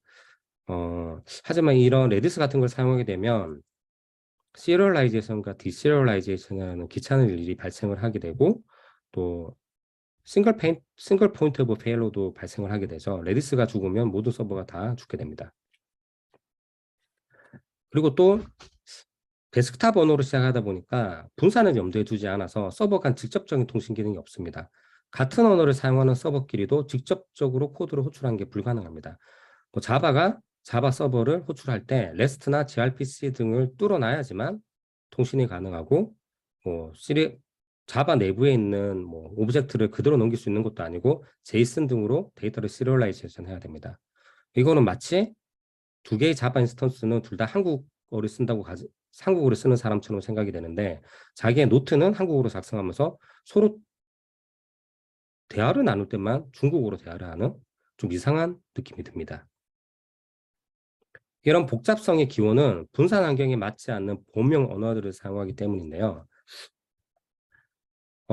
옛날에는 범용이라는 단어가 데스크탑 컴퓨팅밖에 없을 때는 데스크탑에 있는 애플리케이션들을 여러 가지를 잘 짤 수 있으면 범용 언어 취급을 받았는데 지금은 많은 개발자들이 거의 절반 이상의 개발자들이 데스크탑 개발이 아니라 분산 환경에서 개발을 하고 있습니다. 그런데 데스크탑 언어에서 범용으로 쓰이던 거를 가져와서 쓰고 있는 꼴이죠. 그래서 서버 개발자 수요가 폭증했을 때 데스크탑 개발자들이 대거 유입됐다는 점을 빼면 데스크탑에서 유용했다는 이유로 그런 언어들을 분산 시스템에서 사용할 이유가 있을까라는 질문을 해볼 수가 있겠습니다. 여기서 이제 얼랭과 엘릭서가 등장을 하게 되는데요. 먼저 이제 엘릭서의 탄생 배경에 대해서 말씀을 드리면 원래 루비 온 레이즈의 코어 팀이었던 조셉 알림이 루비도 마찬가지고 메이저 언어들이 대량의 웹소켓을 연결할 수 없음을 깨달은 후에 마이너 언어이긴 했지만 동시성이 수백 배 뛰어났던 얼랭을 발견하게 됩니다. 그래서 조셉 알림은 이제 얼랭 런타임은 그대로 쓰되 언어만 현대화하기로 이제 마음을 먹은 거죠. 이제 얼랭으로 먼저 말씀을 드리면 우리가 분산 시스템에서 겪는 문제는 사실 제너럴 컴퓨터보다 훨씬 먼저 이런 문제들을 겪었던 건 어떤 이런 스페셜 퍼포즈 장비들이거든요. 전화국 같은 데서 제너럴 퍼포즈 PC, 그러니까 PC는 훨씬 나중에 보급이 됐고 그전에도 전산기기들은 다 있었잖아요. 예를 들면 뭐 전화국이라든가 이런 거. 이런 데서 먼저 분산에 대한 문제를 겪었거든요. 전화국은 수천 대의 전화 교환기가 있을 때 각각이 따로 동작하면 안 되고 이 수천 대의 전화 교환기가 한 대처럼 움직여야 되는 분산 시스템 문제를 겪었습니다. 그래서 이제 1986년도에 얼랭이 탄생하게 되는데요. 이 얼랭은 데스크탑을 위한 범용 프로그래밍 언어가 아니라 분산 시스템을 위한 언어로 설계되게 됩니다. 얼랭은 압도적인 동시성 성능을 가지고 있는데요. 자바와 C샵이 1000에서 2000개 정도의 스레드를 생성하면 크래시가 나게 되는데 얼랭은 20만 개, 거의 100배 가까운 차이를 보이게 됩니다. 이 높은 동시성을 도대체 어디에 쓸 것이냐? 서버 입장에서 엄청나게 많은 클라이언트를 스테이트풀하게 연결할 수 있는 그런 성능을 이제 가질 수 있게 됩니다. 모든 브라우저 탭, 제가 브라우저 탭을 하나 열 때마다 그 서버에 웹소켓이 하나씩 열리더라도 얼랭은 감당이 가능합니다. 왜냐하면 전화국에서도 유저들이 전화를 연결할 때마다 커넥션을 계속 유지를 하고 있었잖아요. 그것과 똑같이 브라우저 탭을 여는 게 마치 전화를 거는 것과 똑같은 역할을 하게 되는 거죠. 그래서 웹 시스템 위드 피닉스 라이브 뷰라고 여기 이제 표시가 되어 있는데 서버에서 라이브 뷰 소켓이 열리게 되고 그 라이브 뷰 소켓의 스테이트를 다 가지고 있게 됩니다.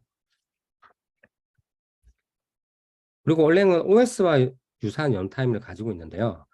하나의 얼랭 버추얼 머신 내에서 서로 협동하기 위한 수십 개의 어플리케이션이 돌아가게 됩니다. 아까 제가 말씀드린 것처럼 메인 어플리케이션은 수십 개의 서브 어플리케이션들로 구성이 되어 있고요.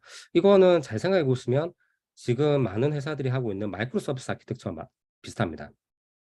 하나의 서비스를 만들기 위해서 마이크로 서비스 여러 개를 구성을 하는 것과 똑같은데 차이점이 있다면 마이크로 서비스 아키텍처는 보통 도커 같은 걸 통해서 개별 인스턴스를 생성을 하게 되는데 얼랭에서의 이 모델은 단일 얼랭 버추얼 머신 내에서 여러 어플리케이션들이 돌아간다는 거예요.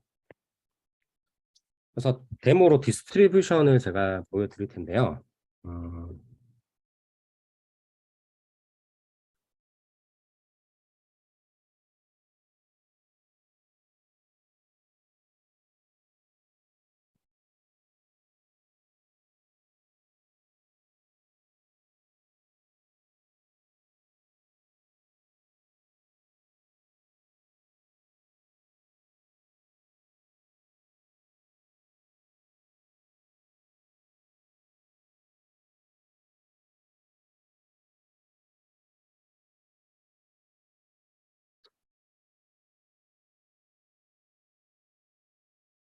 네, 두 대의 인스턴스를 먼저 실행하겠습니다.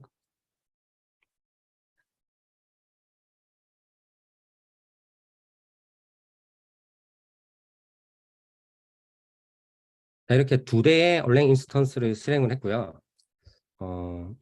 이 두 대가 서로 분리되어 있는 어떤 서버라고 가정을 해볼게요. 앨리스는 지금 헬로 월드라는 기능이 없습니다.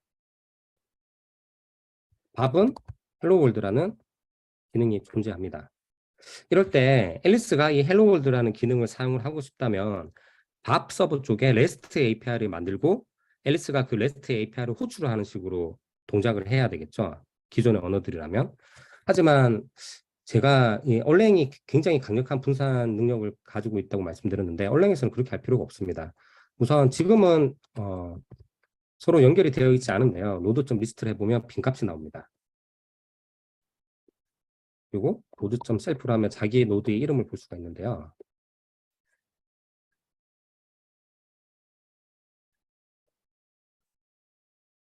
네, 이렇게 앨리스와 밥이란 노드 이름으로 되어 있고요. 앨리스 쪽에서 밥에 연결을 해보겠습니다.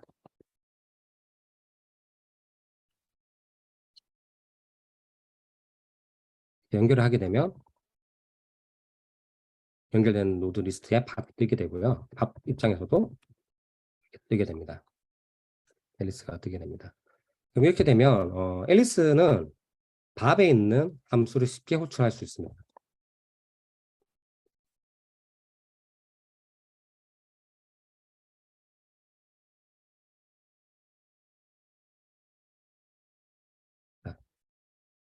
밥에게 밥노드에게 자기가 실행하고 싶은 함수를 이렇게 던질 수가 있고요. 이 함수는 시리얼라이제이션 돼서 밥 쪽에서 실행이 되게 됩니다. 이런 과정들이 뭐 제가 특별한 인코딩이나 이런 거 할 필요 없이 분산 처리 기능에 의해서 스무드하게 돌아가게 됩니다. 다른 언어들에서는 거의 힘들겠죠. 지금 제가 보여드린 거는 노드 간의 통신의 가장 기본적인 걸 보여드린 거고요. 이런 것들을 이제 이런 기능들을 이용해서 뭐 캐시 시스템이나 이런 것들을 만들 수 있는데요.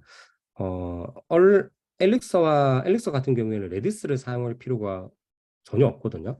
제가 지금 이 코드에다가 네뷸렉스라고 하는 레디스와 유사한 라이브러리를 추가를 해뒀는데요. 그래서 이 지금 두 개는 서로 앨리스와 밥은 네뷸렉스라는 어플리케이션이 시행이 되어 있는데 제가 아까 노드.점 커넥트를 하는 순간 그 네뷸렉스들끼리도 커넥트가 되어서 제가 분산된 레디스 시스템을 가지고 있는 셈이 됩니다. 그래서 제가 한번 해볼게요. 캐시.점 오케이. 앨리스에서 오케이에다가 2023을 처리를 대입을 했는데요. 여기서 한번 불러보겠습니다.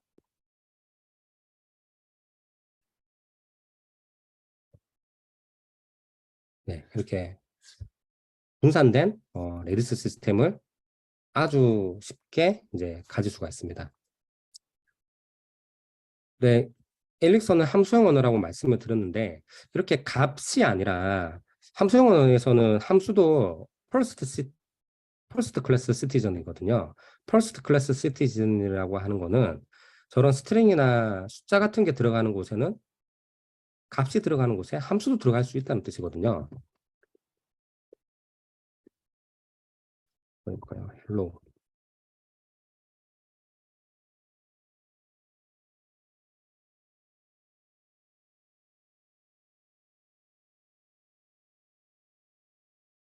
자, hello라는 키로 함수를 하나 넣어 보겠습니다.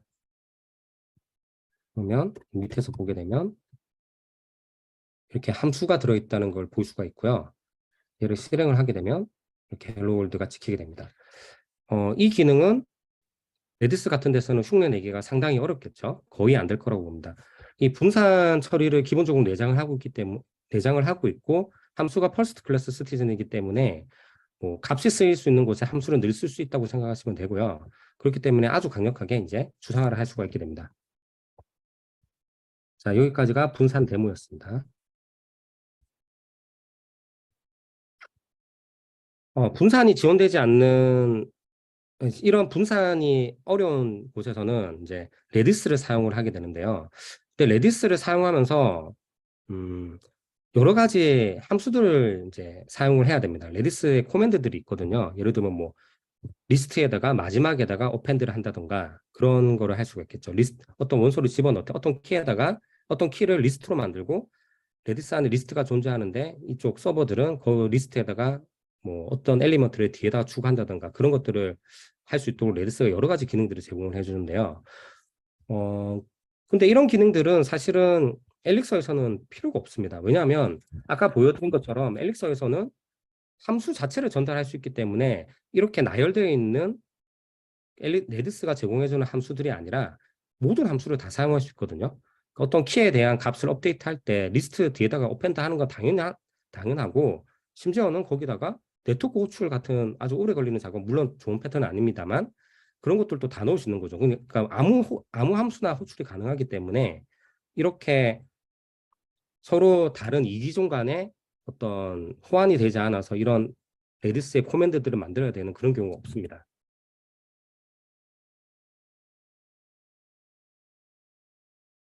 네. 뭐 그리고 제가 특히 얼랭의 분산 쪽에 제가 워낙 매력에 빠져 있다 보니까 이게 얼랭 23인가 해서 얼랭이 이제 디스트리뷰션 관련된 코드가 많이 개선이 됐는데 그 개선된 코드를 이렇게 쭉 한번 읽어봤어요. 읽어보다가 우연히 메모리 릭을 찾아가지고 픽스한 경험도 있습니다. 뭐 개인적으로는 이제 제가 쓰는 언어에 플리캐스트를 날려서 머지해본 진짜 첫 번째 경험이었기 때문에 굉장히 뿌듯했었습니다. 네, 제가 아까 전에 언어를 선택하는 게 굉장히 중요한 문제라고 말씀드렸는데요. 왓츠앱, 디스코드, 뭐 리그 오브 레전드 같은 것들은 메시징 백엔드에 얼랭을 쓰고 있는데요. 왓츠앱 같은 경우는 10억의 유저를 겨우 55명의 엔지니어로 감당했다는 걸로 굉장히 유명해서 이런 질문들이 올라왔는데요. 어떻게 55명의 엔지니어가 10억 명의 유저를 감당할 수 있냐 했더니 빨간 글씨로 심플러스 얼랭이라고 하죠. 그러니까 얼랭이 아니었다면 저 정도의 엔지니어로 절대 감당할 수가 없습니다. 얼랭은 이 클러스터링을 통해서 수천 대의 서버가 한 대처럼 동작하도록 하는 기능이 있는 거거든요. 결국 이 클러스터링의 가장 핵심은 여러 대의 서버가 단일 머신처럼 동작을 하게 한다는 거 있는 거거든요. 얼랭은 그래서 앞에서 보시다시피 메시징에 주로 많이 쓰였는데요. 그 분산 처리 능력이 워낙 뛰어났기 때문에 메시징에서는 일찍부터 쓰였는데 얼랭이라는 언어 자체가 그렇게 생산성이 높은 언어는 아니다 보니까 웹 쪽에서는 그렇게 많이 쓰이지 않았습니다. 엘릭서는 생산성을 개선해서 이 얼랭 시스템이 웹에서도 쓸 수 있게 했습니다. 뭐 모나드 라이브러리 같은 이제 뭐 아까 람다 캘큘러스 말씀을 드렸는데 그런 수학적인 거에 기반한 타입 시스템을 엘릭서에서도 똑같이 구현을 해서 가지고 있고요. 그리고 훌륭한 웹 프레임워크가 존재합니다. 왜냐하면 엘릭서가 아까 역사를 말씀드릴 때 엘릭서의 창시자인 조셉 알림이 원래 레이즈 코어 팀 출신이거든요. 루비 레이즈 코어 팀. 그렇기 때문에 이 엘릭서를 처음부터 만든 이유 자체가 더 나은 웹 프레임워크를 만들기 위해서 엘릭서를 만들기 시작했기 때문에 훨씬 좋은 이제 훌륭한 웹 프레임워크가 존재하는 거죠. 또 장점은 이들이 웹 프레임워크를 처음 만드는 게 아니라는 거에서 저는 굉장히 큰 신뢰를 갖고 있습니다. 레이즈를 만들어가면서 많은 문제들을 아마 겪었을 거고 그 경험을 이제 그 시행착오를 두 번 겪지 않고 피닉스를 만들 때는 원큐에 다 진행이 되고 있는 느낌이거든요. 피닉스는 그동안 뭐 브레이킹 체인지가 거의 없었거든요. 그게 아마도 레일즈를 만들면서 쌓인 경험 때문이 아닐까라고 생각이 듭니다. 네, 여기서 또 데모를 하나 보여드릴 텐데요. 먼저 라이브 뷰를 어떻게 쓰는지를 보여드리도록 하겠습니다.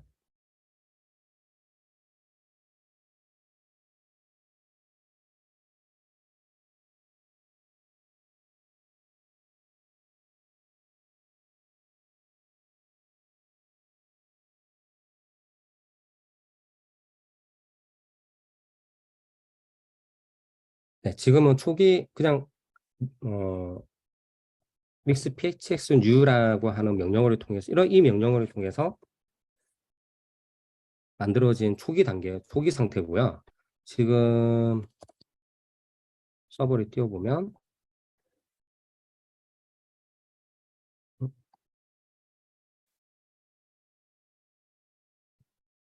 어?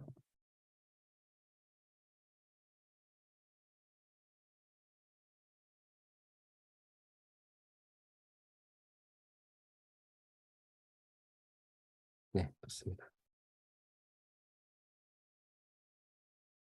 지금 서버를 띄워보면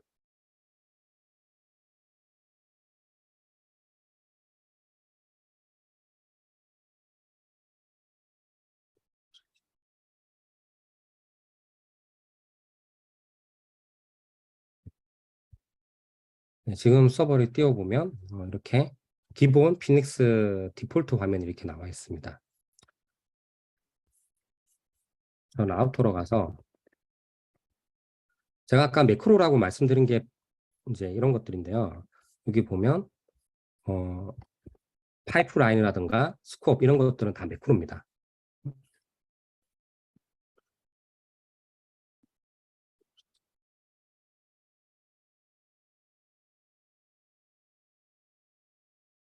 네, 매크로인데 일단 루트에 지금 페이지 컨트롤러의 인덱스를 보여주고 있는데 카운터 라이브를 보여주도록 하겠습니다.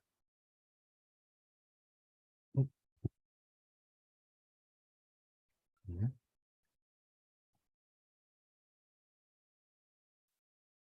아, EX3는 누를 때마다 이게 나타나는구나. 어떻게 해야 되지?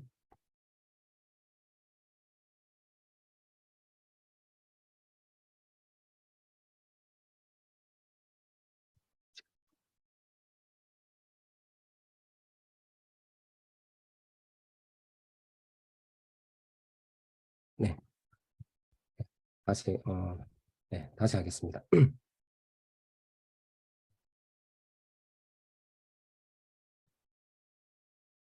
아, 이거 안 보게 할 수 없나요?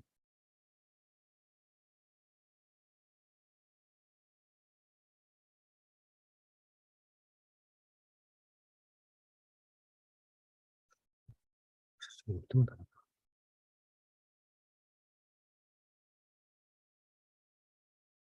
일단 지나가겠습니다.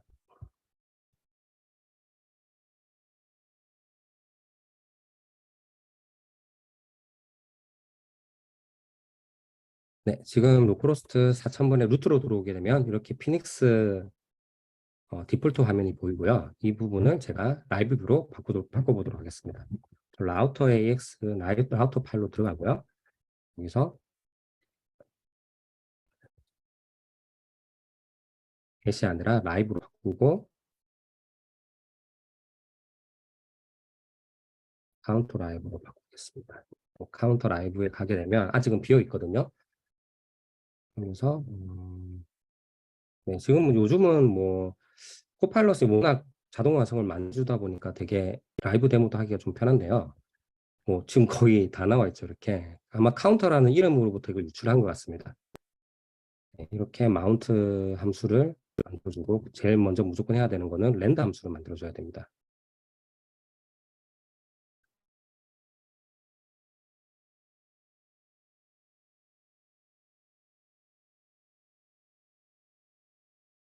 음,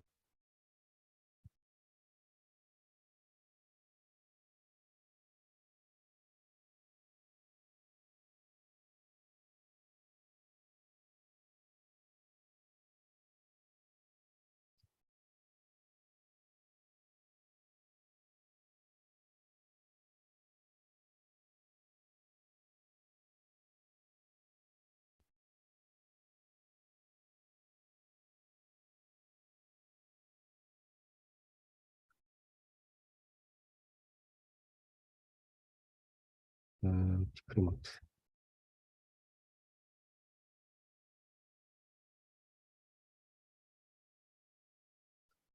음,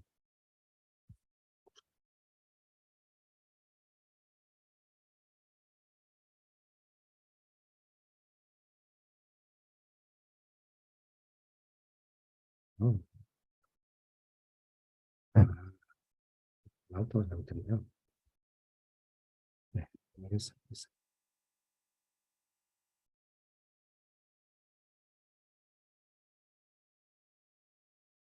네, 그렇게 해주게 되면, 카운터라는 이 표시와 인크리먼트, 디크리먼트 버튼을 만들었는데요. 이 상태에서는 아직까지는 인크리먼트 이벤트와 디크리먼트 이벤트를 처리를 하지 않았기 때문에 아무 일도 일어나지 않습니다. 하지만 제가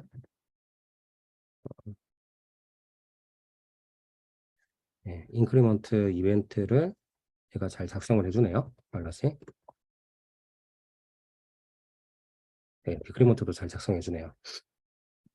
이렇게 하게 되면 이 카운트라고 하는 이 부분이 이제 저희의 스테이트가 되고 이 스테이트에 있는 거를 이제 어사인지에서 읽어가다가 이 표시를 해주게 되고 이 인크리먼트 이벤트를 받으면 이 카운트의 값을 1을 증가시켜주는 이런 증가시켜주고 디크리먼트인 경우는 1을 감소시켜주는 이런 LX 코드를 작성을 했는데요.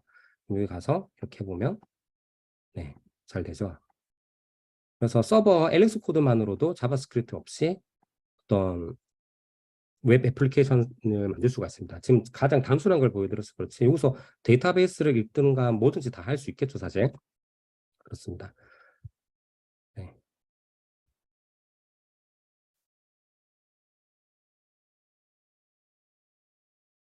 네. 지금은 제가 라이브 뷰만 보여드렸는데 이번에는 분산을 포함해서 보여드리도록 하겠습니다. 업데이트를 하도록 하겠습니다.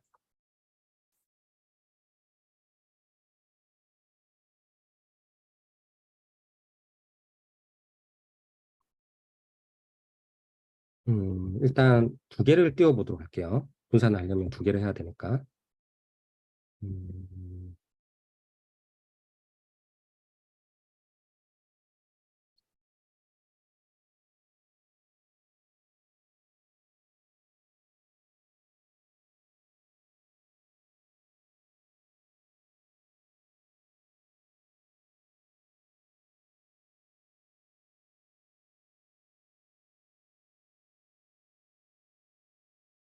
하나는 4,000번에 띄우고 나머지 하나는 4,100번에 띄울 수 있도록 이런 식으로 작성을 해볼게요.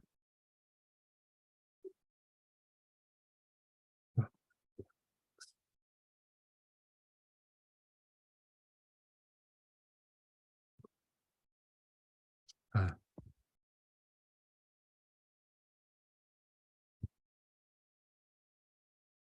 네, 제가 환경 변수 포트에서 읽어드리도록 해놨거든요. 얘도 다시 깔끔하게 디폴트가 4,000이긴 한데 4,000으로 이렇게 사용하도록 하겠습니다.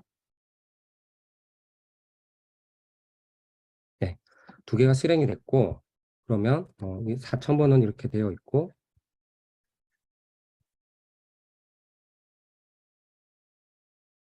4,100번은 이렇게 서로 두 개의 인스턴스가 떠 있게 됩니다. 그래서 이쪽 인스턴스를 올리더라도 뭐 이쪽 인스턴스에는 아무 영향이 없죠. 그래서 서로 전혀 다른 인스턴스이기 때문에 제가 하고 싶은 거는 이 카운트 값을 동기화가 되도록 해보고 싶거든요. 그래서 여기서 올리더라도 이쪽도 같이 올라가도록. 이걸 하기 위해서는 애플리케이션에서 펍섭을 만들어줬어요. phoenix.pubsub. 그러니까 퍼블리싱, 서브스크라이빙 뭐 이런 유틸리티가 이 내부에 있기 때문에 피닉스 내부에 그걸 이용해서 해보도록 하겠습니다.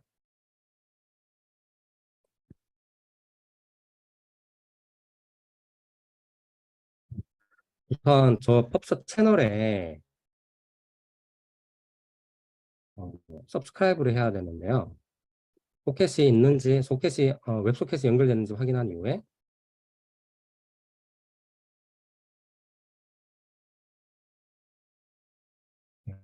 아주 자동 완성이 너무 잘 되네요. 이렇게 서브스크라이브를 해주고요. 그 다음에 이벤트를 받았을 때 이거를 바로 이렇게 하지 말고 uCount라는 변수 네임을 만들어주고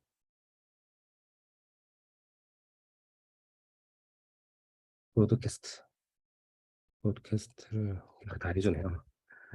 네, 브로드캐스트 해줄 때 저는 맵보다는 그냥 투플로 하겠습니다. 투플.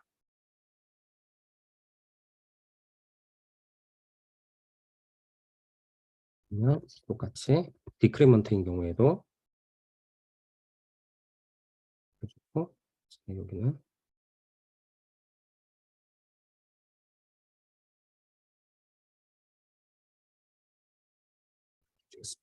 여기서 이제 브로드캐스트 한 거는 얘가 다시 그거를 처리를 해야 되는데요. 그때는 핸들 인포 얘가 다 작성을 해주네요. 핸들 인포를 해가지고 카운트 이 메시지 아까 여기서 카운트 뉴 카운트를 했는데 그걸 패턴 매칭을 해가지고 이걸 받은 다음에 이 소켓에 어사인을 새로운 카운트를 해주면 되겠죠. 이렇게 하게 되면 이제 양쪽에서 인크리먼트와 디크리먼트가 서로 연동이 되게 될 겁니다. 하지만 아마 지금은 안 될 거예요. 왜냐? 제가 두 대를 띄우고 아직 연결을 안 해줬잖아요. 연결을 안 해줬기 때문에 여기서 노드.리스트를 해보면 아직 하나도 연결이 안 돼 있죠. 얘도 마찬가지고 노드.셀프로 쳐보고 연결을 해주도록 하겠습니다.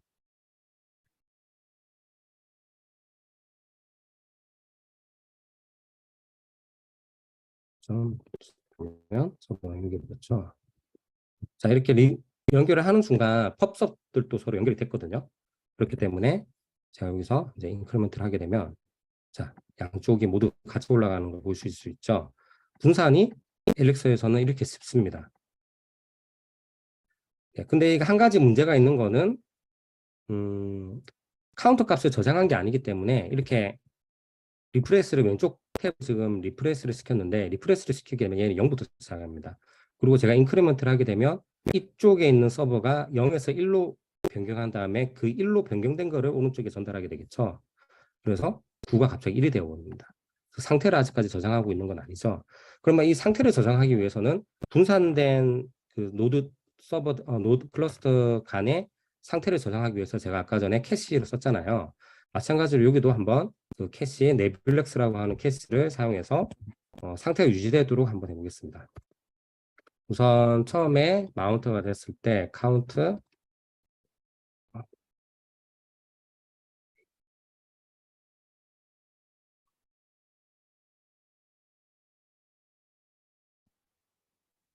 처음에 카운터가 있는지 확인해 보고 없으면 0을 하고 있으면 그대로 가져오도록 하겠습니다.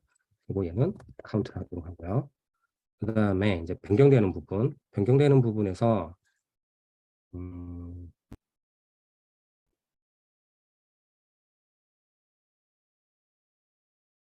네, 이거를 직접 이렇게 변경하면 안 되고 제가 이 웹소켓이 연결되어 있는 화면에 있는 카운트가 아직 업데이트가 안 된 걸 수 있기 때문에 여기서는 카운터.저 캐시에서 가져오도록 하겠습니다. 네. 그래서 1을 추가를 해서 가져오고 얘는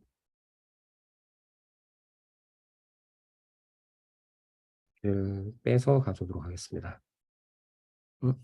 왜 이런 거지?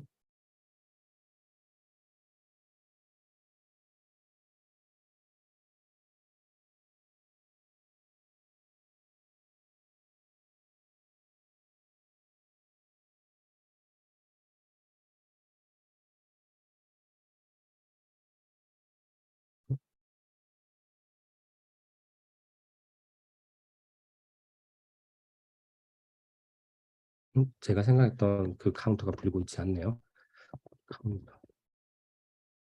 카운터 캐시.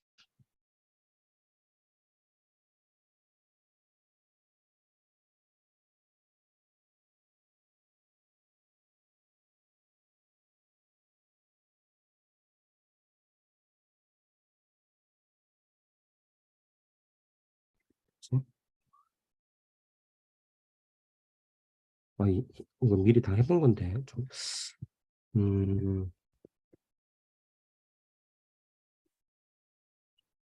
에러 메시지로 조금만 자세히 읽어보겠습니다.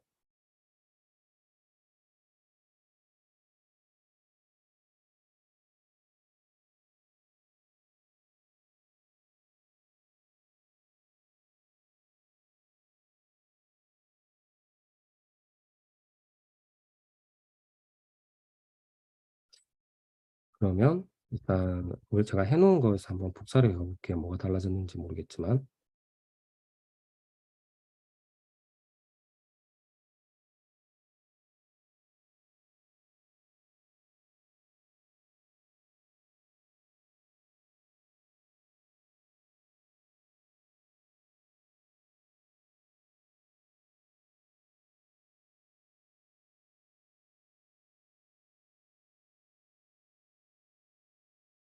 역시 라이브 코딩은 위험하네요. 제가 이거였나?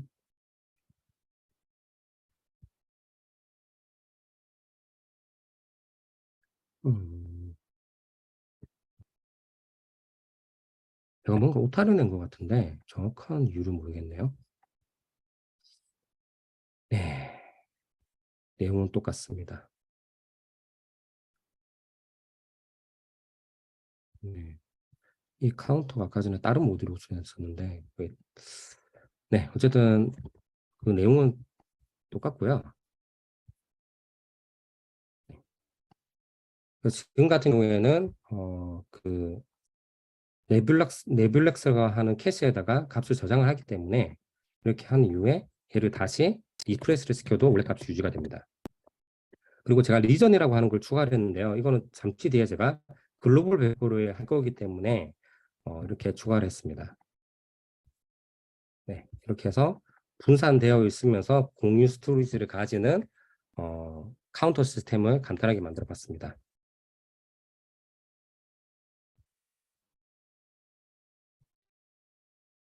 그리고 이제 글로벌 디스트리뷰션을 해볼 텐데요. 사실 뭐 이거는 제가 도커 빌드가 너무 오래 걸려서 실시간으로 할 수는 없고 방금 전 코드에서 조금만 고치면 되거든요. 그거는 이제 fly.io라고 하는 곳에 배포를 할 텐데요. fly.io는 이 여러 가지 지원하는 랭귀지 중에 엘릭서를 1순위로 지원을 합니다. 왜냐하면 피닉스 프레임워크를 만드신 분이 이 회사에서 일을 하거든요. 그래서 엘릭서를 배포하기에는 최적의 환경이고 제가 지금 사실 여기 oki.fly.dev를 이미 배포를 해놓은 상태거든요. 그래서 여기 한번 들어오셔서 보시면 될 것 같습니다. 지금 이 SIN이라고 뜨는 거는 제가 싱가포르에 지금 연결이 된 상태입니다. 어디에 배포를 했냐면 일본과 싱가포르, 홍콩 이 세 군데에 배포를 했거든요. 그래서 지금 다른 분이 지금 올리시고 계시네요. 제가 그리고 이 모디파이 헤더라는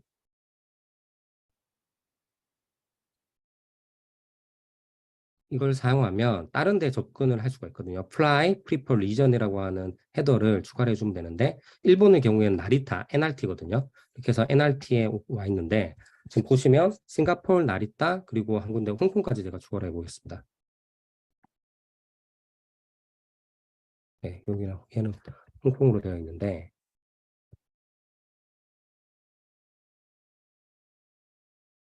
이 세 군데 홍콩, 나리타, 싱가포르 이게 모두 다 실시간으로 서로 업데이트되면서 카운터를 동기화할 수 있는데 여기에 들어간 코드가 엄청나게 작았죠. 그리고 제가 엘릭서 외에는 지금 아무것도 안 쓰고 있다는 게 중요합니다. 엘릭서에 내장되어 있는 분산 시스템 기능으로 이걸 다 구현을 할 수가 있거든요. 그러니까 엘릭서로 구현을 하게 되면 서버들끼리도 서로 커넥티드 되어 있고 서버와 웹브라우저도 서로 커넥티드 되어 있기 때문에 어떤 한 곳에서의 변경을 다른 모든 유저들에게 알리기에 너무 좋습니다. 네.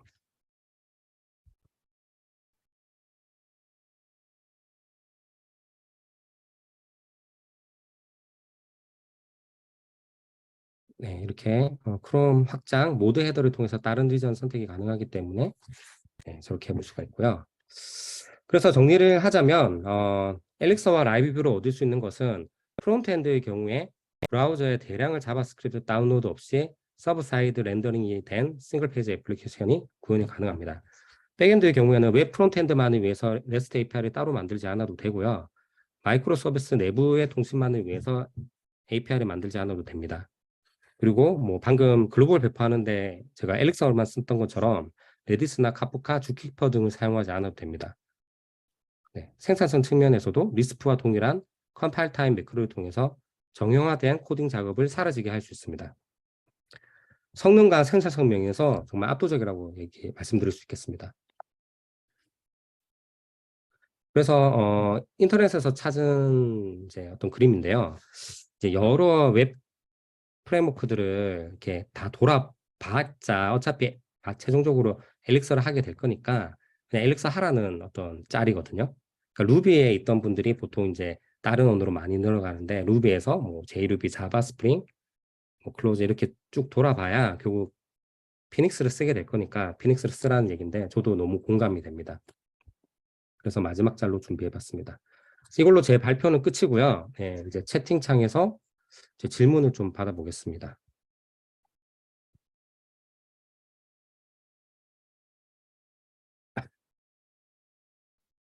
제일 위에서부터 볼게요.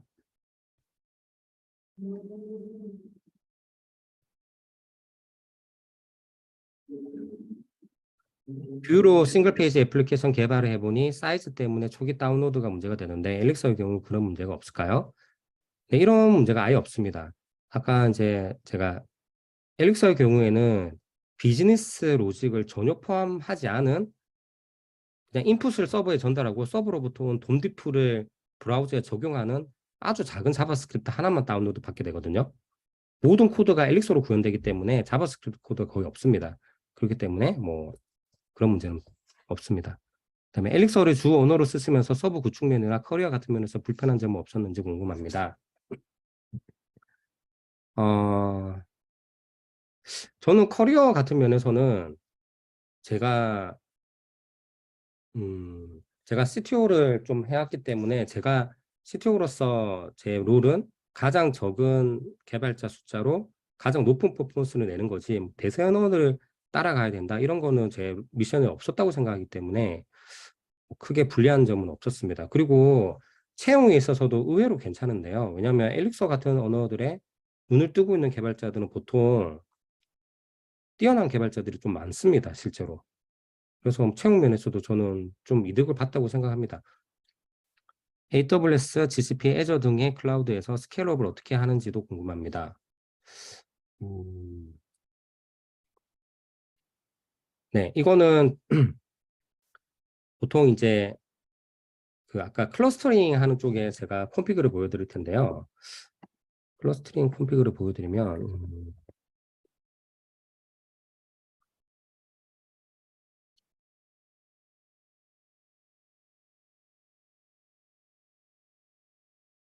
그러니까 똑같은 이미지를 갖고 있는 서버가 여러 대가 뜨게 되면 DNS 조회를 통해서 그 같은 노드들끼리 서로 연결이 되거든요. 그거는 뭐 네, DNS 조회를 하면 되는데 사실 그것들을 별로 제가 신경 쓰지 않았던 이유가 그 플라이.io에서 제공해주는 템플릿에 이미 적용이 되어 있거든요. 그래서 제가 크게 이렇게 잘 몰랐던 모르기도 하는데 여기 보면 셀로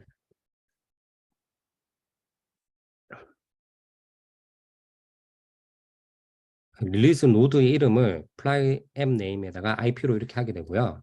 그리고 이거가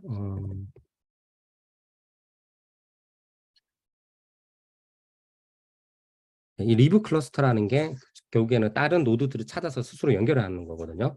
이걸 보게 되면 DNS 폴, DNS를 계속 주기적으로 관찰을 해서 자기와 연결돼야 되는 노드들을 스스로 찾습니다. 네. 이런 식으로.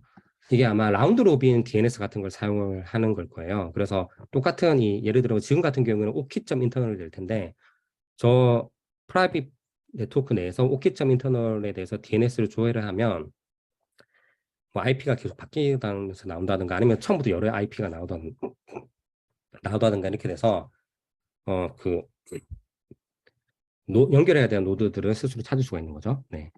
다음, 엘릭서가 동적 타입 언어인 것 같은데 이로 인해 경험하신 장점과 단점이 무엇인지, 단점은 어떻게 개선하였는지 궁금합니다.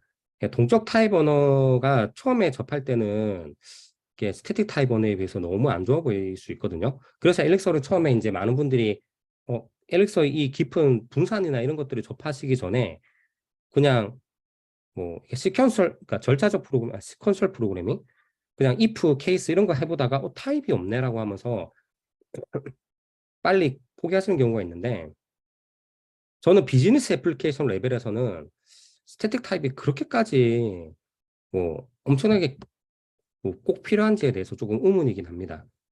엘릭서도 스트럭트라는 거를 통해서 뭐 어느 정도 타입이 있기도 하고 뭐 더 있으면 좋을 것 같긴 한데 뭐 지금으로서도 저는 크게 불편한 건 없는 것 같아요. 라이브 뷰를 쓰면서 자바스크립트 라이브러리를 사용할 때는 불편한 점이 없었나요? 라이브 뷰를 쓰면 자바스크립트를 아예 못 쓰는 게 아닙니다. 라이브 뷰를 쓰면서도 자바스크립트를 쓸 수가 있습니다. 그래서 뭐 제가 예전에 같이 일했던 분은 라이브 뷰를 쓰면서 일부 컴포넌트는 리액트로 개발을 하셨던 분도 계시고요. 당연히 이런 프레임워크들은 뭐 아까 제가 이제 그런 피닉스 같은 게 레일즈를 만드셨던 분들이 만들고 있기 때문에 굉장히 시행착오를 줄이고 만들고 있다고 말씀드렸잖아요. 그래서 설계가 아주 잘 되어 있습니다. 훅 같은 게 있어가지고 라이프 사이클에 이제 어떤 것들을 넣을 수도 있고 그런 부분에서는 크게 문제는 없습니다. 레일즈의 하드와이어, 라라벨의 라이브 와이어 등을 사용해도 레드스를 이용한 브로드캐스팅을 제공해서 비슷한 기능을 만들 수 있는데 이들과 비교해서 엘릭스를 추천한다면 어떤 이유가 있을까요? 음, 시스템의 복잡도를 낮출 수 있겠죠. 그리고 레일스의 하드와이어는 어쨌든 간에 엘릭소로 동일한 서버 사양에서 연결할 수 있는 클라이언트 수가 압도적으로 차이가 납니다. 레일즈는 어쨌든 간에 뭐 그 조제 발림이 저는 한 와이어 같은 것들도 결국에는 해결할 수 없다는 거를, 초대용량을 연결할 수 없다는 거를 이제 깨닫고 이 엘릭서를 만들기 시작했던 거기 때문에 저런 걸로는 뭐 저런 언어들이 다 지하에 글로벌 인터프리트 락 같은 것 때문에 단일 루비 인스턴스로는 한 번에 하나의 그 스레드밖에 동작하고 있지 않거든요. 그런 거에 비해서 엘릭서는 훨씬 더 성능 면에서 이득이 있는 거죠. 그리고 레디스 사용하지 않아도 되고, 물론 레디스를 사용해도 되는데 레디스도 어쨌든 분산되어 있지는 않잖아요. 근데 엘릭서는 이거를 대체하면서도 또 분산도 되어 있기 때문에 이 분산하면서 여러 가지 그 옵션들을 줄 수가 있는데, 지금 저 같은 경우에는 이게 리플리케이트드 상태로 이제 만들었거든요. 이렇게 네블렉스에 리플리케이트를 해서 어떤 서버 하나가 죽어도 전체가 다 복사되어 있기 때문에 늘 괜찮은 거죠. Next.js와 레일즈나 Nest.js로 개발된 프로젝트를 엘릭스와 피닉스 기반으로 전환할 때 쉽지 않을 듯한데요. 점진적으로 전환할 수 있는 좋은 전략이 있을까요? 음, 네, 진짜 쉽지 않습니다. 기존에 레거시가 많을 때 헬릭서를 그냥 바로 도입하는 건 진짜 쉽지 않은 것 같고요. 저는 새로운 서비스를 만들 때 헬릭서를 도입하기를 추천드립니다. 기존에 있는 거를 뭐 잘 돌아가고 있는 거를 업고 엘릭서를 넣겠다. 이거는 동의를 얻기도 굉장히 힘들고 저도 그렇게 해야 할까는 좀 의문이긴 합니다. 엘릭서 쓰다 보면 얼랭 코딩도 필요하게 되나요? 아니요, 절대. 거의 한 4년 차, 5년 차 될 때까지도 저는 필요가 없었던 것 같습니다. 제가 필요했던 거는 아까 전에 그때 제가 얼랭 그 디스트리뷰션 코드에 버그 찾아서 픽스할 때 그 얼랭을 읽는 거는 별로 어렵지 않았는데 뭐 몰라도 대충 읽을 수 있으니까, 근데 그거를 수정하려고 하니까 얼랭을 좀 알아야 되더라고요. 근데 얼랭은 뭐 되게 쉽습니다. 엘릭서랑 100% 1대1 호환이 그 거의 또 엘릭서가 100% 얼랭 코드를 100%쓸 수 있는 것처럼 거의 이제 개념이 똑같거든요. 그냥 좀 오래 전에 나왔기 때문에 좀 키워드가 좀 이상한 거, 그런 거 빼고는 똑같기 때문에 얼랭 배워도 별로 어렵지 않습니다. 피닉스를 사용할 때 라이브 뷰를 사용하지 않고 리액트나 뷰를 붙여서 사용하면 이득이 크게 없을까요? 네, 뭐 그렇게 하셔도 되죠. 피닉스에서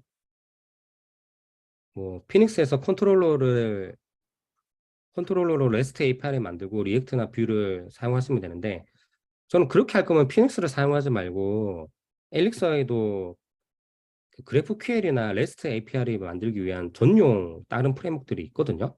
GraphQL 같은 경우는 앱상트라고 하는 라이브러리가 있는데 앱상트를 쓸 것 같아요. 리액트를 어차피 프론트엔드를 라이브 뷰를 안 쓸 거면 저는 피닉스를 안 쓰고 앱상트를 쓸 것 같습니다.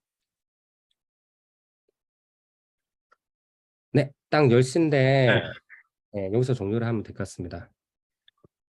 아이고, 수고 많으셨습니다. 네, 라이브 데모 역시 함부로 하는 거 아니네요. 쉽지 않죠. 네. 그, 혹시, 우리 제철님, 마지막으로, 뭐, 해주고 싶은 말 없으세요? 뭐, 한국 아, 축산 데이터에서 개발자 채용한다든가, 네, 그런 것도 한국 좀, 출산 데이터에서 엘릭서에 관심 있는 개발자 채용하고 있고요. 어, 당연히 경력자를 원하는 게 전혀 아닙니다. 경력자 찾으면 뭐 없겠죠. 근데 이제 엘릭서의 장점 중 하나가 굉장히 빠르게 배울 수 있기 때문에 또 한 2달 정도 투자하면 그다음부터 다른 거 하는 것보다 3배 정도 속도로 나갈 수 있기 때문에 늘 채용하고 있으니까 관심 있으시면 지원해 주시기 바랍니다. 수고하셨습니다. 오늘 뭐, 제철님 말씀 듣다 보니까, 엘릭서를 안 쓰면 뭔가 큰 개발자로서 뭔가 큰 잘못을 하고 있을 것 같은 그런 느낌이 드는데요. 네, 많은 분들, 네, 관심 가져주시고, 네, 오늘 정말 늦은 시간까지, 네, 발표해 주신 분, 제철님, 그리고, 아, 이렇게 2시간 동안 그냥 꽉 찬 강의였는데, 모두 다 열심히 들어주시고, 질문해 주셔서, 네, 감사드립니다. 4월 달에 또 다른 오키 세미나로 찾아뵙겠습니다. 네, 고생 많으셨습니다. 네, 감사합니다. 종료하겠습니다. 감사합니다.